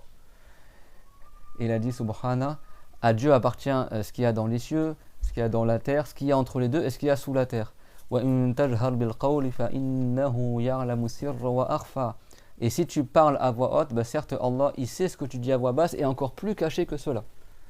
C'est quoi qui est plus caché que ta parole à voix basse? Ce que tu dis dans ton cœur. C'est bon? Donc ça on a dit que c'est pas une qira'a, ce que tu dis dans ton cœur. Allah il le sait ça. À dire que Allah, il lui appartient toute chose, ce qui est dans les cieux, sur terre, entre les cieux et la terre, sous la terre. Et ce que tu dis, Dieu il le sait. Comment c'est éloquent le Coran. Wa in tajhar bil qawl. Et si tu parles à voix haute, fa innahu ya'lamu sirra wa akhfa. السر ما تتكلم بصوت منخفض وأخفى ما هو أخفى من السر ما تدمر في قلبك النيات والقصد. Et si tu parles à voix haute, bah certes Allah il sait ce que tu dis à voix basse est plus profond encore, et plus caché que ça encore. C'est-à-dire même tes intentions, Dieu le sait. Vous avez vu ça, c'est dans la suite du cours dernier là, toute l'emphase du Coran, que Dieu domine toute chose par toute puissance, que Dieu l'a fait descendre le Coran. Donc à lui appartient toute chose, parce que ce qu'il y a dans les cieux, la terre, entre les cieux et la terre et sous la terre, tout ce qu'il y a dans le monde, quoi. Toute la création appartient à Allah. Et il sait toute chose également. Parce qu'il sait ce qu'on dit à voix haute, il sait ce qu'on dit à voix basse, et même ce qui est encore plus caché que cela, ce qui est dans nos cœurs, Dieu il le sait parce qu'il a créé toute chose. Allah ya'lamu man khalaqa wa huwa al-latiful khabir. Allah Ta'ala il a dit, ne sait-il pas, alors que c'est lui qui a créé toute chose, et celui qui sait tout. وَسِرُّوا قَوْلَكُمْ أَوْ اجْهَرُوا بِهِ إِنَّهُ عَلِيمٌ بِذَاتِ الصُّدُورِ. C'est quasiment le même sens que là, ayat al-Mulk. Et parler à voix basse, ou à voix haute ou à voix basse, Dieu il sait ce qu'il y a dans vos cœurs. C'est-à-dire même si tu n'as pas parlé, Dieu sait déjà ce qu'il y a dans ton cœur. Donc, et après il a dit, ne sait-il pas alors que c'est lui qui a tout créé? C'est Dieu qui a créé nos intentions, nos idées, donc ça veut dire ça, tahiyatu lillah. Ça veut dire toutes les créatures appartiennent à Allah. Il faut apprendre la religion. Ça c'est Al-Bukhari qui l'a dit. Que Al-Mulk, c'est à Allah. Al-Mulk, ça veut dire l'ensemble de la création. D'accord? Tabarakalladhi biyadihi al-mulk. Que Allah, il a dans son yad, soi-disant dans sa main, c'est-à-dire dans sa possession, l'ensemble de la création. Et certains savants, certains juristes, ils ont dit, ça veut dire les paroles par lesquelles les gens, ils se saluent. Donc ça veut dire que ça appartient à Allah, ça veut dire que c'est Dieu qui l'a créé. Donc ça, retenez-le. Et ça, c'est une preuve que Allah n'est pas au ciel. Quand tu dis Lillahi ma fis samawati wal ard, que à Allah appartient ce qu'il y a dans les cieux et dans la terre. C'est-à-dire que Allah a créé les cieux et la terre, et il a créé ce qu'il y a dans les cieux et la terre. Et à partir de là, les savants, ils disent donc c'est une preuve que Allah n'est pas au ciel. Parce que si ciel appartient, ça veut dire qu'il l'a créé. Donc s'il l'a créé, donc il était avant le ciel. Donc si il était avant le ciel, il n'était pas au ciel. Et Allah ne change pas après avoir créé le ciel. Mais vous avez vu ça, c'est ce qu'on appelle la compréhension du Coran. Il y a une différence entre comprendre à Dieu et ce qu'il y a dans les cieux et dans la terre, et entre comprendre que ça implique qu'il a créé. C'est ça la compréhension du Coran. Et ça, tu vas pas l'avoir juste en apprenant la langue arabe. C'est en apprenant la religion. Et après, il y a une compréhension qui est encore plus forte que cela. L'imam Ali ibn Abi Talib, il avait la science infuse, al-ilm al-laduni. Il comprenait du Coran des choses que les autres compagnons ne comprenaient pas. Et donc il disait, les gens, ils pensent que je suis que le prophète, parce que tellement il avait de science, il disait, les gens, ils croient que le prophète, il m'a donné des sciences à moi qu'il n'a pas donné à d'autres. Et il a dit, mais pas du tout. Il n'a pas eu des cours spécifiques juste pour lui qui fait qu'il a de la science autre que d'autres compagnons. Après, chaque compagnon a une science différente. Tout le monde n'a pas appris les mêmes choses. Mais le prophète n'a pas spécifié par des sciences. Il a dit, sauf des hadiths, il avait dans le fourreau de son épée une feuille avec des hadiths que l'imam Ali il savait écrire. Il avait écrit quelques hadiths du prophète, sallallahu alayhi wa sallam. Il dit, illa hadha al-waraqa. Et donc les savants, ils ont dit, en fait, la science qu'il avait en plus, c'est la science infuse. C'est-à-dire qu'il comprenait des choses du Coran que les autres compagnons n'arrivaient pas à comprendre. Parce que c'était un grand saint, l'imam Ali. Et donc Allah lui a accordé la science infuse. Il y a plusieurs catégories, comme l'interprétation des rêves. Il y a aussi comme l'art de la guerre, les stratégies, tout ça. Il y a des connaissances que tu n'apprends pas dans les cours. C'est Allah qui te le crée dans ton cœur, qui te l'inspire. Ça, c'est que certains grands saints qui l'ont. Voilà, donc que Dieu nous accorde un jour ça. Donc c'est pas t'arrives l'enseignant, oui, j'ai rêvé de ça dans un rêve, ça veut dire quoi? C'est que les saints qui interprètent les rêves. Donc, ça c'est la science infuse. Mais la science infuse là, tu ne l'auras que si tu as appris le minimum et que tu as atteint la sainteté. C'est pas quelqu'un, il n'apprend pas la religion et puis là, alors attends, j'ai l'inspiration, cette ayah, elle veut dire ça. Non, tu peux pas savoir tout seul comme ça. D'accord? L'imam Ali comprenait du Coran des choses que les compagnons ne comprenaient pas. Ce qui donnait l'impression aux compagnons qu'il avait eu des connaissances particulières que le prophète lui avait données qu'il n'avait pas donné à d'autres. Mais bon, après, on sait très bien que l'imam Ali, c'est le premier enfant qui est rentré en islam. Quand, depuis 8 ans jusqu'à la mort du prophète, tu es resté avec le prophète, forcément, il a des choses, plein de choses que d'autres compagnons n'ont pas entendues. Mais c'est pour dire qu'il avait la science infuse. Et donc comprenait des choses du Coran que d'autres ne comprenaient pas. Et quand tu apprends le tafsir, tu vois, même quand tu apprends le fiqh, enfin, plus tu avances dans la religion, plus tu te rends compte que des fois les savants ils déduisent à partir du Coran des jugements que toi, même si tu es fort en langue arabe, tu n'auras jamais compris. C'est pour ça que le fait de déduire les jugements, c'est réservé qu'à une élite parmi les musulmans. Vraiment ceux qui ont un très très haut niveau en langue arabe, en sciences de religion. Et aussi, parmi les conditions du mujtahid, c'est qu'il soit digne de confiance. C'est-à-dire que c'est quelqu'un qui évite les grands péchés, qui est extrêmement intelligent. Et les plus intelligents des humains là-bas, c'est les gens de Quraysh. Les Shafi'i étaient de Quraysh. Donc, comme il disait Ahmed ibn Hanbal, le grand savant, parce que Shafi'i c'était pas le plus ancien des savants en Égypte. Et l'imam Ahmad, à chaque fois, il voulait assister au cours de Shafi'i. Il disait, mais pourquoi tu prends vers ce jeune homme, prends des grands chouyours qui étaient avant lui, etc., le hadith. Il a dit, tu sais, si tu manques le hadith d'un grand cher, tu peux toujours le récupérer vers un cher qui est en dessous. Parce que quand c'est le hadith, juste tu lis le livre et tu te prends par traduction le hadith. Donc si tu n'as pas réussi à le prendre avec le cher, tu prends d'un des élèves du cher qui était présent, tu récupères de lui. Il a dit, par contre, si tu manques l'explication de ce savant-là de Quraysh, je crains que jusqu'à ta mort ou jusqu'au jour dernier, tu ne trouves pas un savant qui a autant de compréhension que lui. C'est-à-dire que la science c'est une chose, la compréhension c'est autre chose. Et lui, Ahmed ibn Hanbal, il était subjugué par la compréhension de Shafi'i de la religion. Donc lui, ce qui l'intéressait, c'était l'explication de Shafi'i. Parce qu'il a dit ça, tu ne peux pas le trouver chez n'importe qui. Par contre, la transmission du hadith tel qu'il est, même quelqu'un qui n'est pas un savant, il a entendu le hadith, le retransmet tel qu'il l'a entendu. Mais la compréhension, l'explication qui va avec cette science-là, ça dépend beaucoup de l'enseignant. De sa piété, de sa compréhension de la langue arabe, de son intelligence. Enfin, il y a plein de facteurs qui font que tous les savants ne se valent pas dans la compréhension. Et qu'il y avait des savants qui étaient savants, mais qui se sont égarés parce qu'ils n'avaient pas une bonne compréhension. Ils étaient des grands savants dans la mémorisation, comme Ibn Taymiyyah par exemple, mais dans la croyance, il s'est totalement égaré parce que son cœur était malade. Iblis, c'est quelqu'un qui a beaucoup de science. Il a vécu 100 000 ans, il vivait avant les êtres humains, il connaît énormément de choses sur l'islam, beaucoup plus que nous. Et malgré ça, comme son cœur est malade, que Dieu le maudisse, Amin, et le préserve de son mal, il s'est égaré. Son orgueil et sa vanité et sa jalousie de Adam l'ont poussé à quitter l'islam, à se rebeller contre Allah. Donc quelqu'un peut être un savant et s'égarer avec science, que Dieu nous en préserve, ça fait vraiment peur. Il y en a, ils s'égarent parce qu'ils sont ignorants, il y en a, ils s'égarent parce qu'ils ont de la science, ils sont imbus d'eux-mêmes, et ils préfèrent falsifier leur religion pour être connus, ou pour écraser les autres. C'est maladie du cœur. C'est pour ça que les savants ils disent, si tu vois que le savant il a le cœur attaché à l'argent, ne le fais pas confiance pour ta religion. C'est pas toute personne qui a appris, il est apte à enseigner. Si l'enseignant, moi le premier, si son cœur il est malade, si c'est quelqu'un qui est attaché à la dunya, si c'est quelqu'un qui donne cours juste pour être célèbre ou tout comme ça, fuis, ne fais pas confiance à des gens comme ça.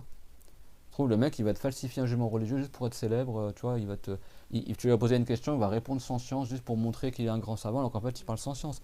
Il y a des gens en fait, si l'enseignant ou même le savant, même si c'est un vrai savant, si son cœur il est mauvais, il est malade, il peut même s'égarer et mourir non musulman.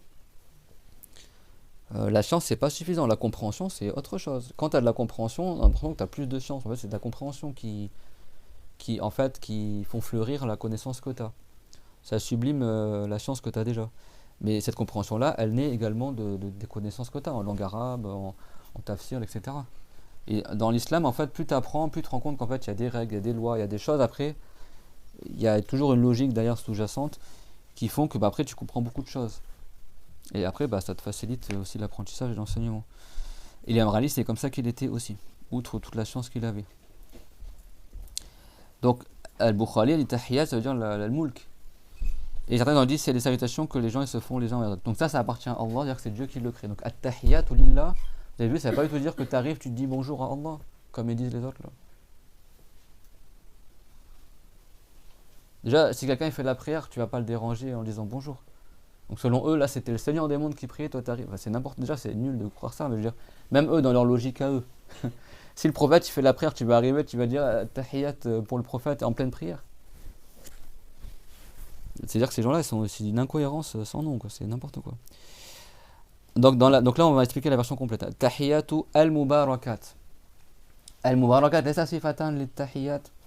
Hadi kalima ukhra. Donc, mubarakat, c'est pas adjectif tahiyat. Donc, tu dis les tahiyat sont Allah. Donc, c'est Dieu qui crée l'ensemble de la création.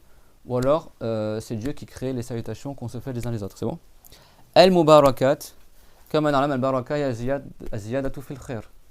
Donc la baraka en arabe, c'est pas la baraka, c'est la baraka, ça veut dire la bénédiction en français, ça veut dire l'augmentation en bien. De toute façon, bénédiction, c'est du latin bene qui veut dire le bien. Et malédiction, ça vient du mal qui veut dire le... À la base, il y a diction, ça veut dire parole à la base. C'est-à-dire bénédiction, une parole de bien, malédiction, c'est une parole de mal. Mais après, dans l'usage, ils disent que Dieu te bénisse, ça veut dire que Allah t'accorde le bien. C'est bon? Même si sémantiquement parlant, ça fait référence à la diction qui est la parole. De toute façon, Allah est créé par sa parole aussi, qui est ni un son d'être une langue. Mais en gros, c'est ça le mot qu'on emploie en français, béni. Donc béni, c'est-à-dire qu'il est bien, il est dans du bien, et maudit, c'est qu'il est dans du mal. C'est bon? Donc, al-mubarakat, ça veut dire les bénédictions. Al-baraka en arabe, c'est-à-dire l'augmentation en bien. Quand je dis que Allah te bénit, ça veut dire que Dieu t'augmente en bien. Et le bien, ça peut être un bien du bas monde ou un bien de l'au-delà. Quelqu'un il peut être béni dans son argent ou dans ses biens matériels, même s'il n'est pas musulman. C'est-à-dire que Dieu lui accorde beaucoup d'argent. Mais après, la bénédiction qui nous intéresse à nous, c'est la bénédiction de l'au-delà, c'est-à-dire que tu sois dans le bien, dans l'au-delà. فَأَزْيَادَةُ مِنَ الْخَيْرِ أَزْيَادَةُ فِي الْخَيْرِ يُقَالُ لَهَا الْبَرَكَةُ والخير باللغة العربية يطلق على الأموال الدنيوية الأشياء الدنيوية الصحة والمال والزوجة وهذه الأمور ويطلق على الخير الذي من باب الأخروي من باب الإسلام يعني أن تصلي تصوم تعبد الله عز وجل. Donc le bien c'est comme en français, on dit les biens matériels, on dit c'est un homme de bien, c'est-à-dire un homme qui a beaucoup de biens mobiliers par exemple, et un homme de bien qui fait du bien. Donc le bien il peut être dans le sens des choses mondaines, tu as beaucoup d'argent, tu as la santé, etc. Ça, on le nomme baraka aussi. Et tu as le bien aussi de l'au-delà, ça c'est ce qui nous importe le plus, le fait d'adorer Allah, le fait d'avoir la baraka dans tes actes d'adoration, d'apprendre la religion, etc. Mais la baraka, ça vient dans les deux sens. C'est-à-dire, si quelqu'un dit que Dieu te bénisse, ça peut être dans le sens que Dieu t'accorde beaucoup de bien dans le bas monde ou que Dieu t'accorde beaucoup de bien dans l'au-delà. C'est clair? Bon, un musulman, on invoque les deux. Un non-musulman, on invoque juste que Dieu lui accorde du bien dans le bas monde s'il n'est pas musulman, et on espère pour lui qu'il rentre en islam, mais il n'aura pas des biens de l'au-delà tant qu'il n'est pas musulman. Mais les deux, on appelle ça la baraka. C'est bon? Si quelqu'un dit Jacques, là, le français, il a vraiment la baraka dans son commerce, il gagne beaucoup d'argent. Tu as le droit de dire ça, parce que c'est un bien, mais c'est pas un bien de l'au-delà. D'ailleurs, je me demande si le mot baraquer en français, il vient pas de ça. Quelqu'un, il est bien musclé, il veut dire parce que les maghrébins, ils disent ça en français, quelqu'un qui a la baraka, en gros, il est costaud, etc. Il est beau physiquement, tout ça. Il y a plein de mots français qui viennent, comme kleb, tu vois, ça vient du mot kileb, qui veut dire les chiens. D'accord? Le flous, tu vois, ça c'est le foulous, les pièces de monnaie de cuivre. Il y a plein de mots en français. Calibre, ça vient du mot qalib, qui veut dire le moule. Même le mot jupe, le mot sofa, il y a plein de mots en français. Même le mot goudron vient de qataran. C'est un mot arabe à la base. Le mot récif vient de rasif, qui veut dire la berge. Le mot houle, tu sais, la houle dans la tempête, vient de al-hawl, qui veut dire le truc qui est effrayant. Il y a plein de mots français qui viennent de là, mais ils ne savent pas les gens. Tu sais, même élixir, ouais, mais ça c'est plus élixir, machin, mais il y a aussi la nouba, tu sais, ils ont fait la nouba. Bah, c'est du mot naouba en arabe. Canapé, ça vient aussi de l'arabe. Il y a plein de trucs. Même la jupe, ça vient de djoubba. Sucre de sukkar, café de qahwa, etc. Bref, il y a plein de mots français. Il y a 60 000 mots français, je crois, qui viennent de l'arabe. Azimut, ça vient de assamt.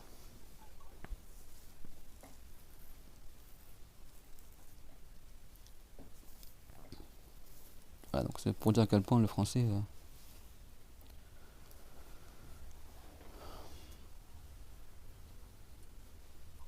Donc c'est quoi le mubarakat? Ay namiyat, yani allati tazid. Ziyada fil khair, yani namiyat allati tazid. Donc donc at-tahiyatu al-mubarakat. Al-mubarakat, c'est-à-dire les choses qui augmentent. Le bien qui augmente, c'est bon? As-salawat, salawat al-khams. Les prières, donc les 5 prières obligatoires. Wa tayyibat, tayyibat, les bonnes choses, ça veut dire al-a'mal as-salihah. Kullu dhalika lillah. Yani Allah khalaqahunna.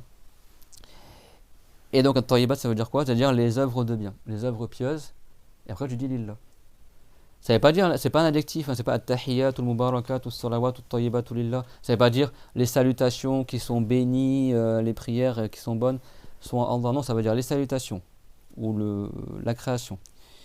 Les choses qui augmentent en bien, les 5 prières et les bonnes œuvres sont à Allah, appartiennent à Allah, c'est-à-dire que c'est Allah qui les a créées.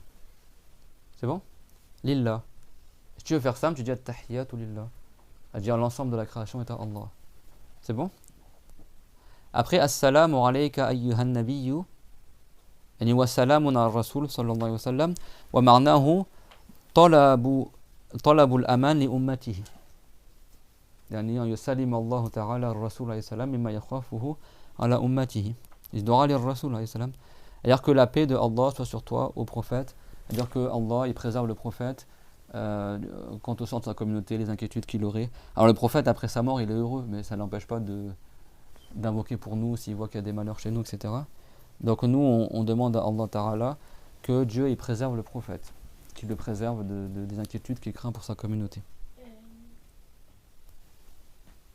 Voilà, donc ça veut dire ça, Assalamu alayka, ayyuhan nabiyyu wa rahmatullah, ayyuhan nabi, ya nabi Allah, yani, ayyuhan nabi, ô toi le prophète, t'appelles le prophète dans ta prière. Donc c'est pas du shirk comme ils disent le même groupe qu'on parle depuis tout à l'heure là. Eux ils disent si tu dis ya Muhammad, t'adores le prophète Muhammad donc t'es mécréant. Mais dans la prière, chaque fois que tu pries, tu dis ayyuhan nabi. Ayyuhan nabi, ça veut dire ô toi le prophète. T'appelles le prophète. Normalement ça annule la prière, mais là c'est une exception. Là, c'est une parole de la prière. Et même le prophète, sallallahu alayhi wa sallam, quand il priait, il disait Assalamu alayka ayyuhan nabiyyu wa rahmatullahi wa barakatuh. Hatta ar-rasul nama kana yusalli kana yaquluha. Lan huwa kazalika ursila li nafsihi. Le prophète aussi, il a été envoyé à lui-même. Et il applique la loi, la révélation, elle est pour lui aussi, elle n'est pas que pour les musulmans. Donc il invoque pour lui que Dieu le préserve, etc. Et ça, de toute façon, on le disait durant le vivant du prophète et après sa mort. وعلى عباد الله الصالحين, ça veut dire que نسأل الله أن يسلمنا نحن والعباد الصالحين. الصالح هو من قام بحقوق الحق وحقوق الخلق يعني الذي أدى الواجبات واجتنب المحرمات والتقي أذى الصالحين يراد بهم من قام بحقوق الحق يعني الله بحقوق الله يعني بالواجبات بما فرض الله تعالى علينا بفروض الله عز وجل. فرض الله تعالى يسمى حق الله يعني ما فرض الله تعالى علينا.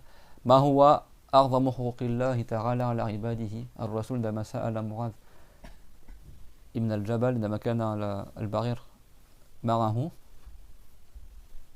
فعلمه أن تشهد أن لا إله إلا الله وأن محمد رسول الله. Quand le prophète il a demandé à son compagnon qui était en voyage avec lui, si je ne me trompe pas, c'est Mu'adh ibn Jabal, comme il le rapporte Muslim, c'est quoi le plus grand droit que Allah a sur ses esclaves? Et après il a dit au compagnon, c'est que tu crois en Allah et en son messager. Donc les droits de Allah, c'est-à-dire ce qui nous a rendu obligatoire. Donc le salih, quand tu dis voilà, wa ala ibadillahi salihin, et sur les esclaves vertueux, ça veut dire sur les gens qui se sont acquittés des droits de Allah et des droits des créatures. Allah l'appelle al-haq, alhamdulillah, yani thabitul wujud. Haq pour Dieu, ça veut dire celui dont son naissance est obligatoire selon la raison. Il est sans aucun doute. Ça veut pas dire la vérité, d'accord? Al-Haq, celui dont il n'y a aucun doute qu'il est, d'accord? Et donc l'esclave vertueux, c'est celui qui s'est acquitté des droits de Allah et des droits des esclaves. Huquq al-Khalq. C'est-à-dire il a accompli tout ce qui est obligatoire envers Allah Azza wa Jal et il n'a pas manqué aux droits des gens. Il n'a pas volé les gens, il n'a pas menti aux gens, voilà, il s'est قام بحقوق الخلق يعني لم يظلم أحدا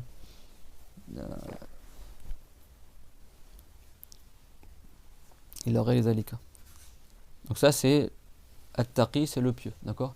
Donc ça veut dire qu'en résumé, dans ton tashahhud, dans la prière, c'est bien aussi parce que quand tu récites le tashahhud avec la présence dans le cœur de leur signification, tu as plus de récompense.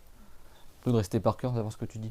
Donc quand tu dis at-tahiyyatu lillah, ça veut dire Dieu a la souveraineté de toutes choses, c'est bon?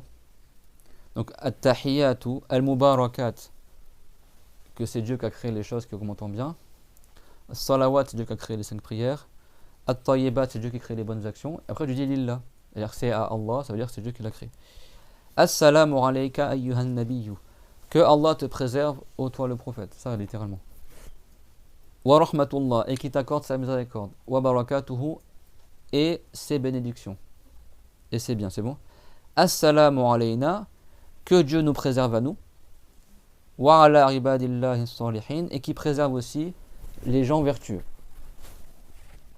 Et après tu dis ashhadu an la ilaha illallah, je témoigne qu'un seul Dieu c'est Allah.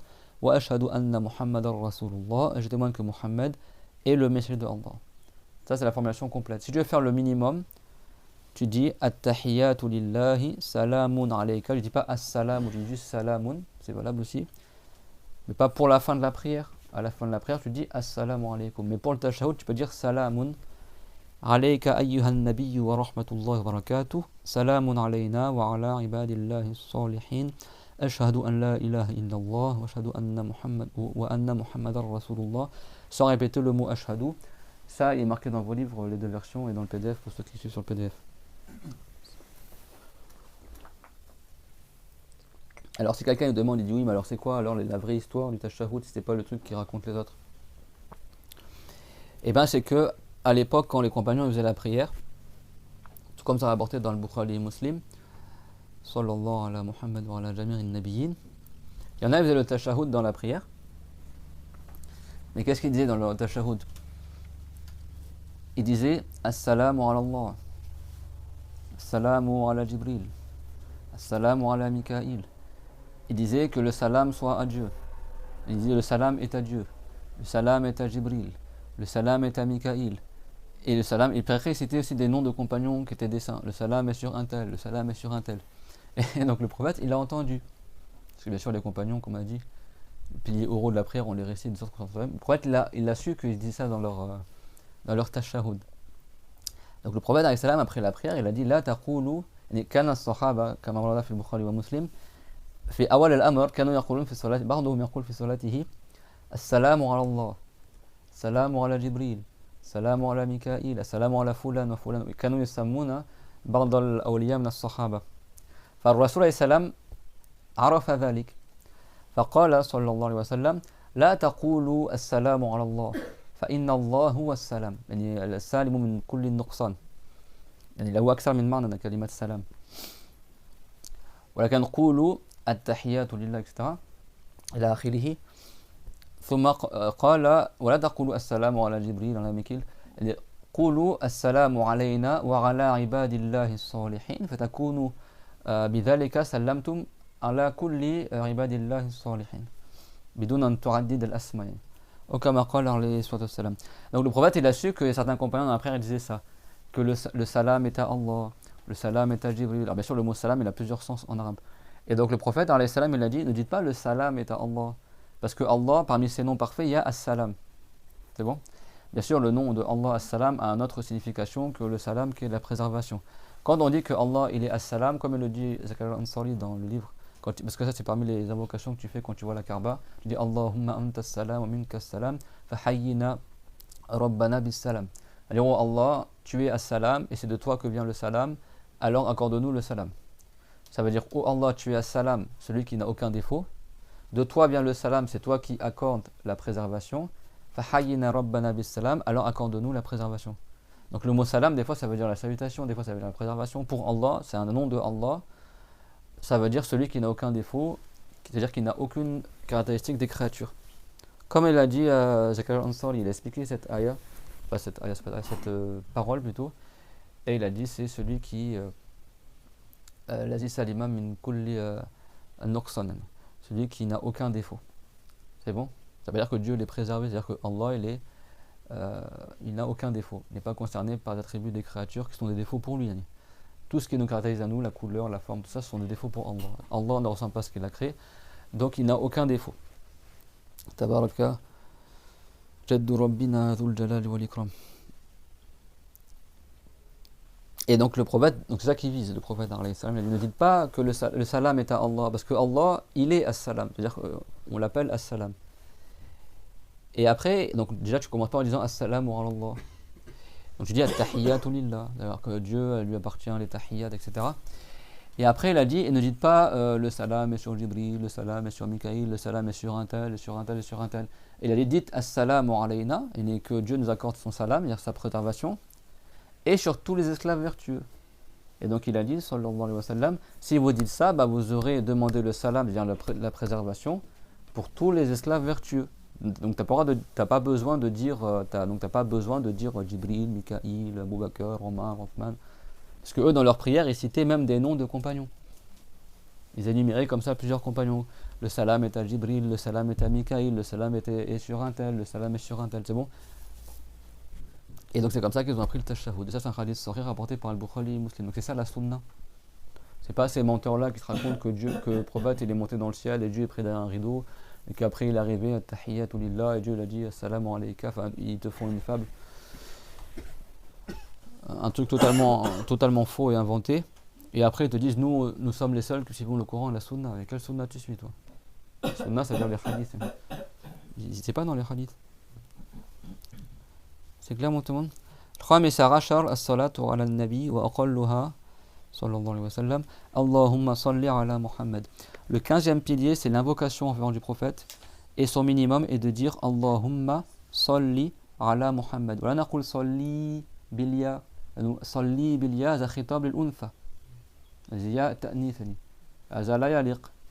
نخاطب ربنا بصيغة المذكر ولو كان الله تعالى منزه عن الجنس.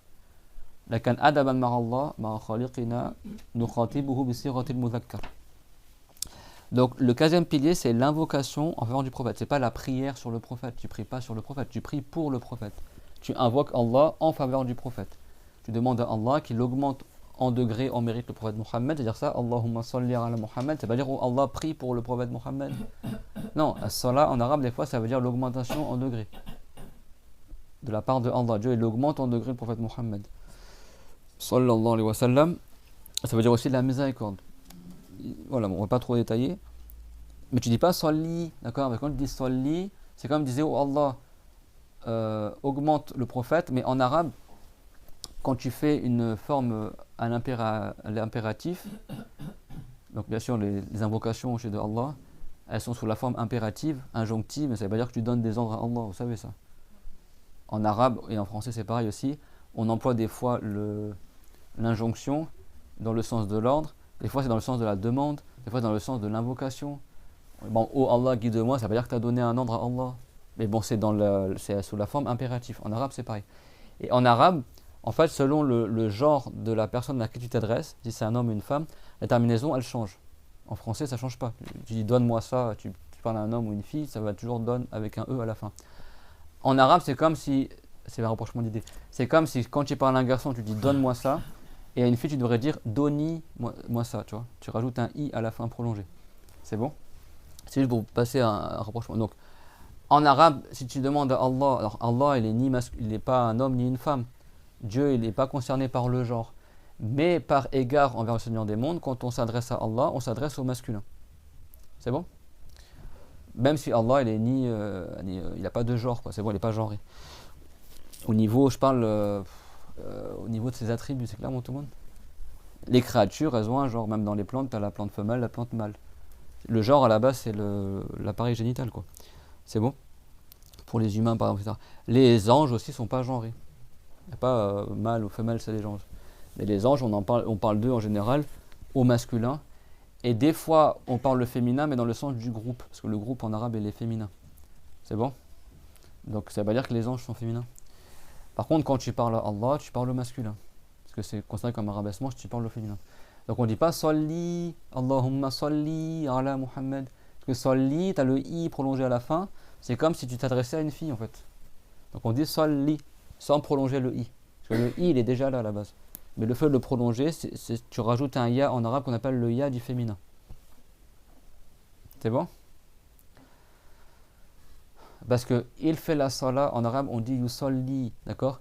Ça c'est pour un homme. Et pour une fille, tu dis tusallina. Et tusalli pour un garçon et tusallina pour une fille. Et quand tu mets la forme impérative, tu effaces la dernière lettre. Donc quand c'est au masculin, tu effaces le ya, donc ça va devenir solli. Tusalli, ça devient solli. Et pour la fille, c'est tusallina, tu effaces le na à la fin, ça devient tusalli, et solli, quand c'est un impératif. Donc si tu gardes le ya, ça devient une expression au féminin. Vous comprenez ce que je veux dire ou pas? Solli, ça c'est au masculin. Solli, c'est que tu demandes à une femme. C'est bon? Solli, ça veut dire aussi en arabe prie, d'accord?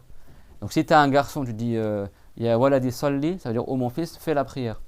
Mais tu ne prolonges pas la fin. Solli, ça veut dire que tu parles à un garçon. Si tu parles à une fille, tu vas dire ya binti solli, ça veut dire fais la prière. Mais là tu parles à une fille. Donc la terminaison, elle détermine est-ce que tu parles à un homme ou à une femme. Allah, il est ni un homme ni une femme, mais par égard envers lui, quand tu t'adresses à Allah, tu parles au masculin. Donc tu dis solli, tu dis pas solli. C'est clair, même si tu fais une chanson, tout ça, tu prolonges pas, parce qu'en arabe, la prolongation, ça a un sens. Tu dis pas Allahumma salli ala Muhammad. Ça, c'est haram, d'accord? Il y en a aussi, ils font des chansons, ils vont dire Muhammad, tu vois, ils vont prolonger. Ça, c'est haram aussi, c'est une déformation du nom du prophète. Donc, en faire attention, les prolongations en arabe, ça compte. Ça peut changer le sens. C'est clair? Surtout là, d'accord? Parce que des fois, même, il y en a derrière leur voiture, ils écrivent Solli, avec carrément, ils écrivent le ya. C'est Solli. Sod lam. Bidoun mad. Donc, le minimum de l'invocation avant du prophète, c'est Allahumma Salli ala Muhammad. Tu peux dire Sallallahu ala Muhammad. La meilleure, c'est Salat al-Ibrahimiyya, comme vous le savez, on a vu dans le cours dernier. Allahumma salli ala Muhammadin wa ala ali Muhammad. كما صليت على إبراهيم وعلى آل إبراهيم اللهم بارك على محمد وعلى آل محمد كما باركت على إبراهيم وعلى آل إبراهيم إنك حميد مجيد. Il y a d'autres versions aussi également. 16e السادس عشر السلام وأقله السلام عليكم. Le 16e pilier c'est le salam, donc tu dis au minimum السلام عليكم. ويسن في التسليمة الأولى أن يزيد ورحمة الله وبركاته كما رواه أبو داود وفي الثانية تزيد فقط ورحمة الله. Et c'est recommandé dans l'école de Shafi'i. Après il y a divergence chez les savants, mais dans l'école de Shafi'i, comme il rapporte Abu Daoud, tu rajoutes juste dans le premier salam, tu dis Assalamu alaykum wa rahmatullahi wa barakatuh. Tu rajoutes wa rahmatullahi wa barakatuh. Et la deuxième, tu dis juste wa rahmatullah en plus, Assalamu alaykum wa rahmatullah. L'obligation c'est que tu sois en direction de la Kaaba, que tu sois assis. C'est pas obligatoire que tu tournes la tête, mais c'est le mieux. Tourne la tête de sorte que tu montes ta joue à ceux qui sont derrière toi. Et tu n'as pas besoin de faire ça, de docher la tête, juste tu tournes la tête. Le premier salam tourne à droite, le deuxième salam tourne à gauche. Le pilier c'est le premier salam, c'est pas les deux. C'est le premier, le deuxième salam dans l'école de Shafi'i et Sunna. Al-wajib al-rukun wa al-salam al-awwal, laysa al-thani. Lakin yustahab al-taslimatu al-thaniya. واختلفوا فيها العلماء يعني. عند الشافعي الركن هو فقط التسليم الأول. والسابع ولابد يكون جالسا عندما يسلم ويكون مستقبل القبلة طيلة السلام. أما أن يدير وجهه يعني خده يديره إلى الخلف هذا السنة. ولا يسن أن يخفق رأسه هكذا. والسابع عشر الترتيب بالنحو التي ذكرناه. Et le 17e pilier, c'est l'ordre, de faire la prière dans l'ordre qu'on a évoqué. C'est bon? Et on détaillera plus en détail, Inch'Allah, l'ordre, si quelqu'un il a fait exprès ou pas exprès, s'il a oublié un pilier, comment il fait, etc. Mais en gros, il fait dans l'ordre qu'on a évoqué. Donc là, on aura terminé par cela, les 17 piliers de la prière. Est-ce qu'il y a des questions sur ce qu'on a vu? Donc le salam, c'est pas salam alaikum, c'est pas assalam alaikum, d'accord? Tu dis en arabe assalamu alaikum. Et c'est pas comme disent certains Marocains, salam alaikum, tu sais, ils disent wa alaikum ou alaikum. Il y en a qui disent alaikum, ils disent alaikum. Ils mettent le rain après le a. C'est a, c'est pas ar. C'est pas alaikum. C'est alaykum. Assalamu alaykum. C'est le même salam que tu dis à quelqu'un. Hein. Salam là, tu le dis aux anges. C'est pas salam alaykum. Salam alaykum, ça marche pas. C'est pas assalamu alaykum sans prolonger le a de assalam. C'est pareil dans le tashahhud aussi, c'est assalamu alayna wa ala ibadillah. C'est pas assalamu alayna wa ala ibadillah. C'est pas, tu dois prolonger. Alayna, c'est pas assalamu alayna wa ala ibadillah. Wa ala ibadillah. Chaque prolongation, tu la fais. Si tu la fais pas, ton tashahhud, il est pas valable. Ta prière, elle est pas valable. Dans l'école de Shafi'i. C'est bon. Chez les Malikites, c'est sunnah dans les tashahhud. Chez les Hanafites, c'est obligatoire, mais c'est pas un pilier de la prière. Donc si quelqu'un il fait mal son tashahhud, peut-être sa prière sera valable dans d'autres écoles. Dans l'école Shafi'i, c'est pas valable. Donc les prolongations, faites-les bien. At-tahiyyatu lillah, c'est pas at-tahiyyatu lillah. At-tahiyyatu lillahi. C'est bon? Ou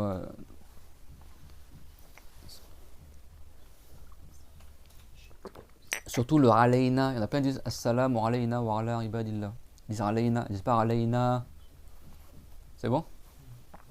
La question c'était quoi du coup? C'était moi, c'était possible Ah. de répéter l'explication du Tashaoud, la traduction. Il n'y a plus mes notes. Donc, alors, tahiyat, ça veut dire quoi? Al-Bukhari, il a dit al-mulk.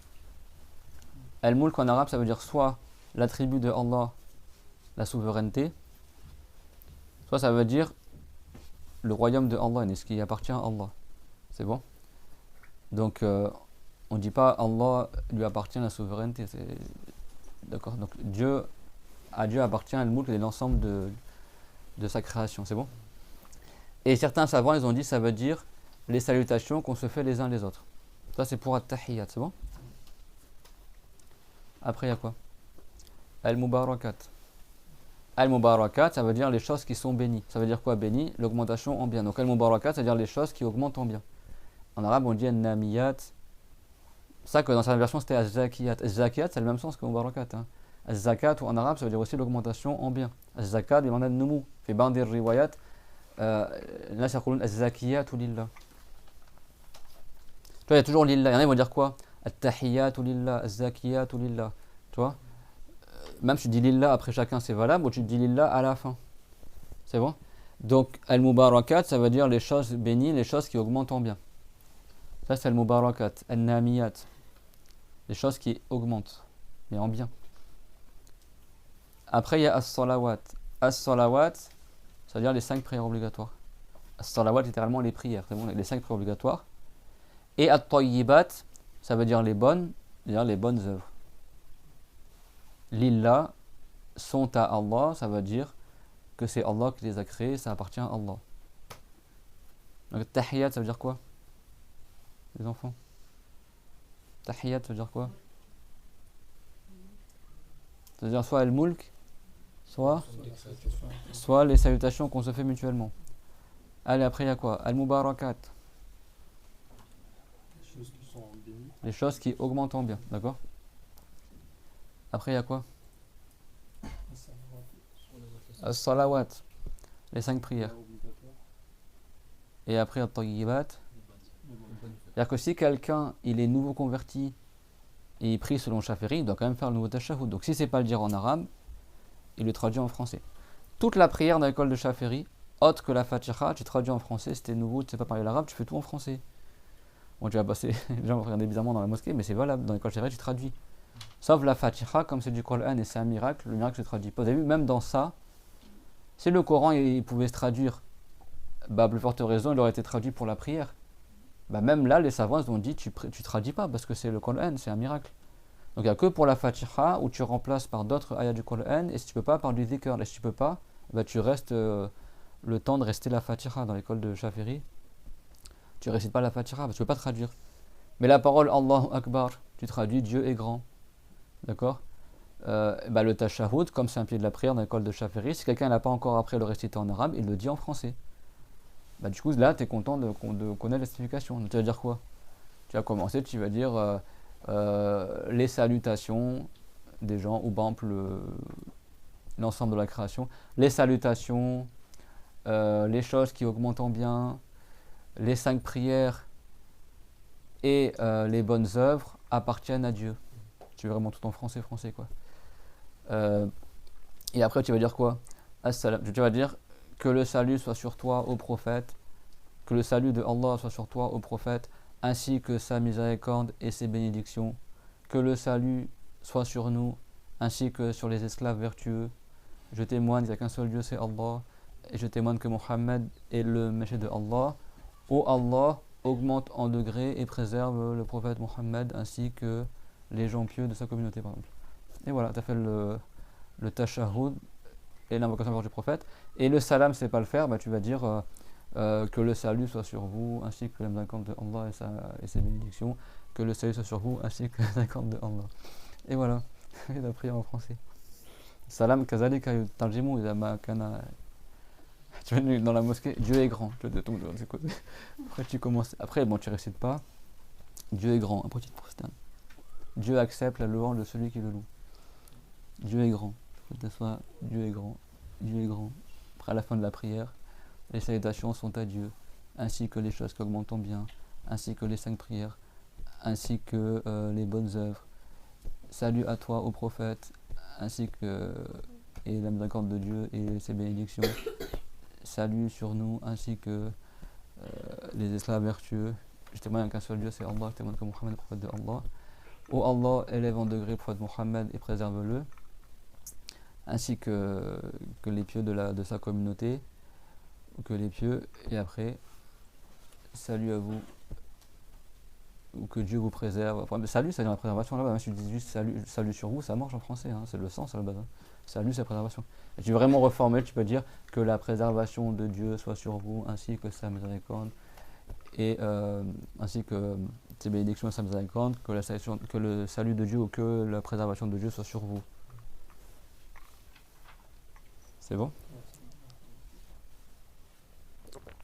Comme ça, la personne me dit oui, mais le nouveau converti, comment il fait? C'est pas il arrive, le nouveau converti, du coup, il va dire Allahu Akbar, tu vois, il va trucider la Fatiha, après Atahiyyatu lillah, tu vois, Assalamu alayka, Ayyuhan Nabi, wa rahmatullah wa barakatuh, tu vois, et c'est pas comme ça. Après, salam alaikum, il a fait la prière. Non, d'accord, il traduit en français. C'est bon, t'as pas le droit de falsifier comme ça l'invocation à faveur du prophète, le nom de Allah, c'est haram. Donc si quelqu'un il est francophone, bah, il apprend comment un francophone. Bien sûr, le temps qu'il apprenne la prière, c'est pas toute sa vie pris comme ça. Hein. C'est-à-dire, entre-temps, il fait son maximum, s'il est pubère bien sûr, c'est un devoir que tout son temps libre, il l'utilise pour apprendre en arabe les paroles de la prière en arabe. C'est bon, mais entre-temps, le temps qu'il sache dire en arabe, bah, il complète comme ça. S'il prie dans autre que Shafiri, par exemple chez les Malikites, bah, il se met juste derrière l'imam. Si c'est pas dire Allahu Akbar, il met juste l'intention d'entrer dans la prière. Il suit l'imam il récite tout à sa place. Et après, quand la prière est terminée, il met l'intention de quitter la prière. Si c'est pas dire Allahu Akbar, assalamu alaikum, il dit rien du tout quoi, dans toute la prière. Dans l'école de la Malik. Mais ça, il fait ça que s'il trouve un imam. Hein. Et il doit trouver un imam. S'il trouve pas d'imam, bah, il prie tout seul, sans rien dire du tout. Il met juste l'intention. Et ça, c'est bien sûr le temps qu'il apprenne aussi. Quoi. Il traduit pas dans l'école de la Malik. C'est bon? Il sait pas, bah, il met juste l'intention de rentrer dans la prière et l'intention de sortir de la prière quand il termine. Chez les Chaférites, ils disent bah, le prophète il a dit tout ce que tu es capable de le faire, alors faites-le. Bah, si tu sais pas le dire en arabe, bah, tu le traduis dans ta langue. Comme ça, ta prière elle n'est pas dépourvue de paroles. Sauf pour la Fatiha, et la Fatiha on avait expliqué dans les cours d'avant comment tu traduis pas la Fatiha. Parce que ça ne se traduit pas le Coran. Tu remplaces par d'autres ayats du Coran ou par du zikr, et si vraiment tu sais rien du tout, tu es capable de rien faire du tout, tu restes le temps de rester de la Fatiha. Debout. C'est bon? Normalement c'est court pour débutants, mais on fait tous les cas de figure. Mais c'est important parce que des fois la personne elle a besoin de ces sujets-là. Il y a d'autres questions, ce qu'on a vu? C'est bon les enfants? Je vous interroge la semaine prochaine. Tout le monde sera opérationnel sur l'explication du tashahhud. Donc si tu récites les paroles de la prière avec la signification dans le cœur, tu as plus de récompenses. وآخر دعوانا الحمد لله رب العالمين وصلى الله على محمد أشرف المرسلين وعلى جميع النبيين ربنا آتنا في الدنيا حسنة وفي الآخرة حسنة وقنا عذاب النار ربنا لا تزغ قلوبنا بعد إذ هديتنا وهب لنا من لدنك رحمة إنك أنت الوهاب اللهم اجعلنا هداة مهتدين غير ضالين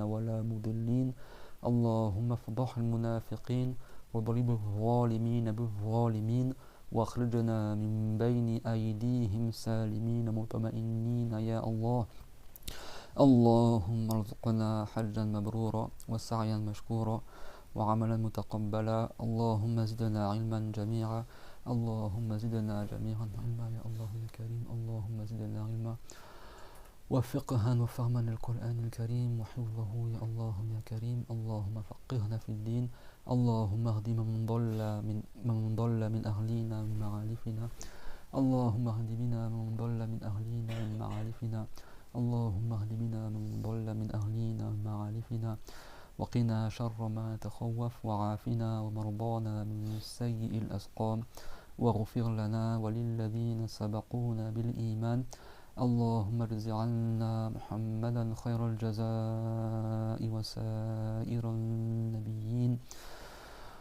والعلماء العاملين والصحابة الميامين وكل من يعمل لهذا الدين مخلصين لك يا الله يا كريم. وآت كل منا سؤله من الخير واغفر لنا وللذين سبقونا بالإيمان. ووفق كل من يشاهد دروسنا على الإنترنت إلى ما تحبه وترضاه. وآخر دعوانا أن الحمد لله رب العالمين وصلى الله على محمد وعلى جميع النبيين. لا إله إلا الله. اللهم صل على محمد وعلى آل محمد وعلى جميع النبيين وسلم. رب اغفر لي والمؤمنين والمؤمنات. بارك الله فيكم وأحسن الله إليكم. Que Dieu protège.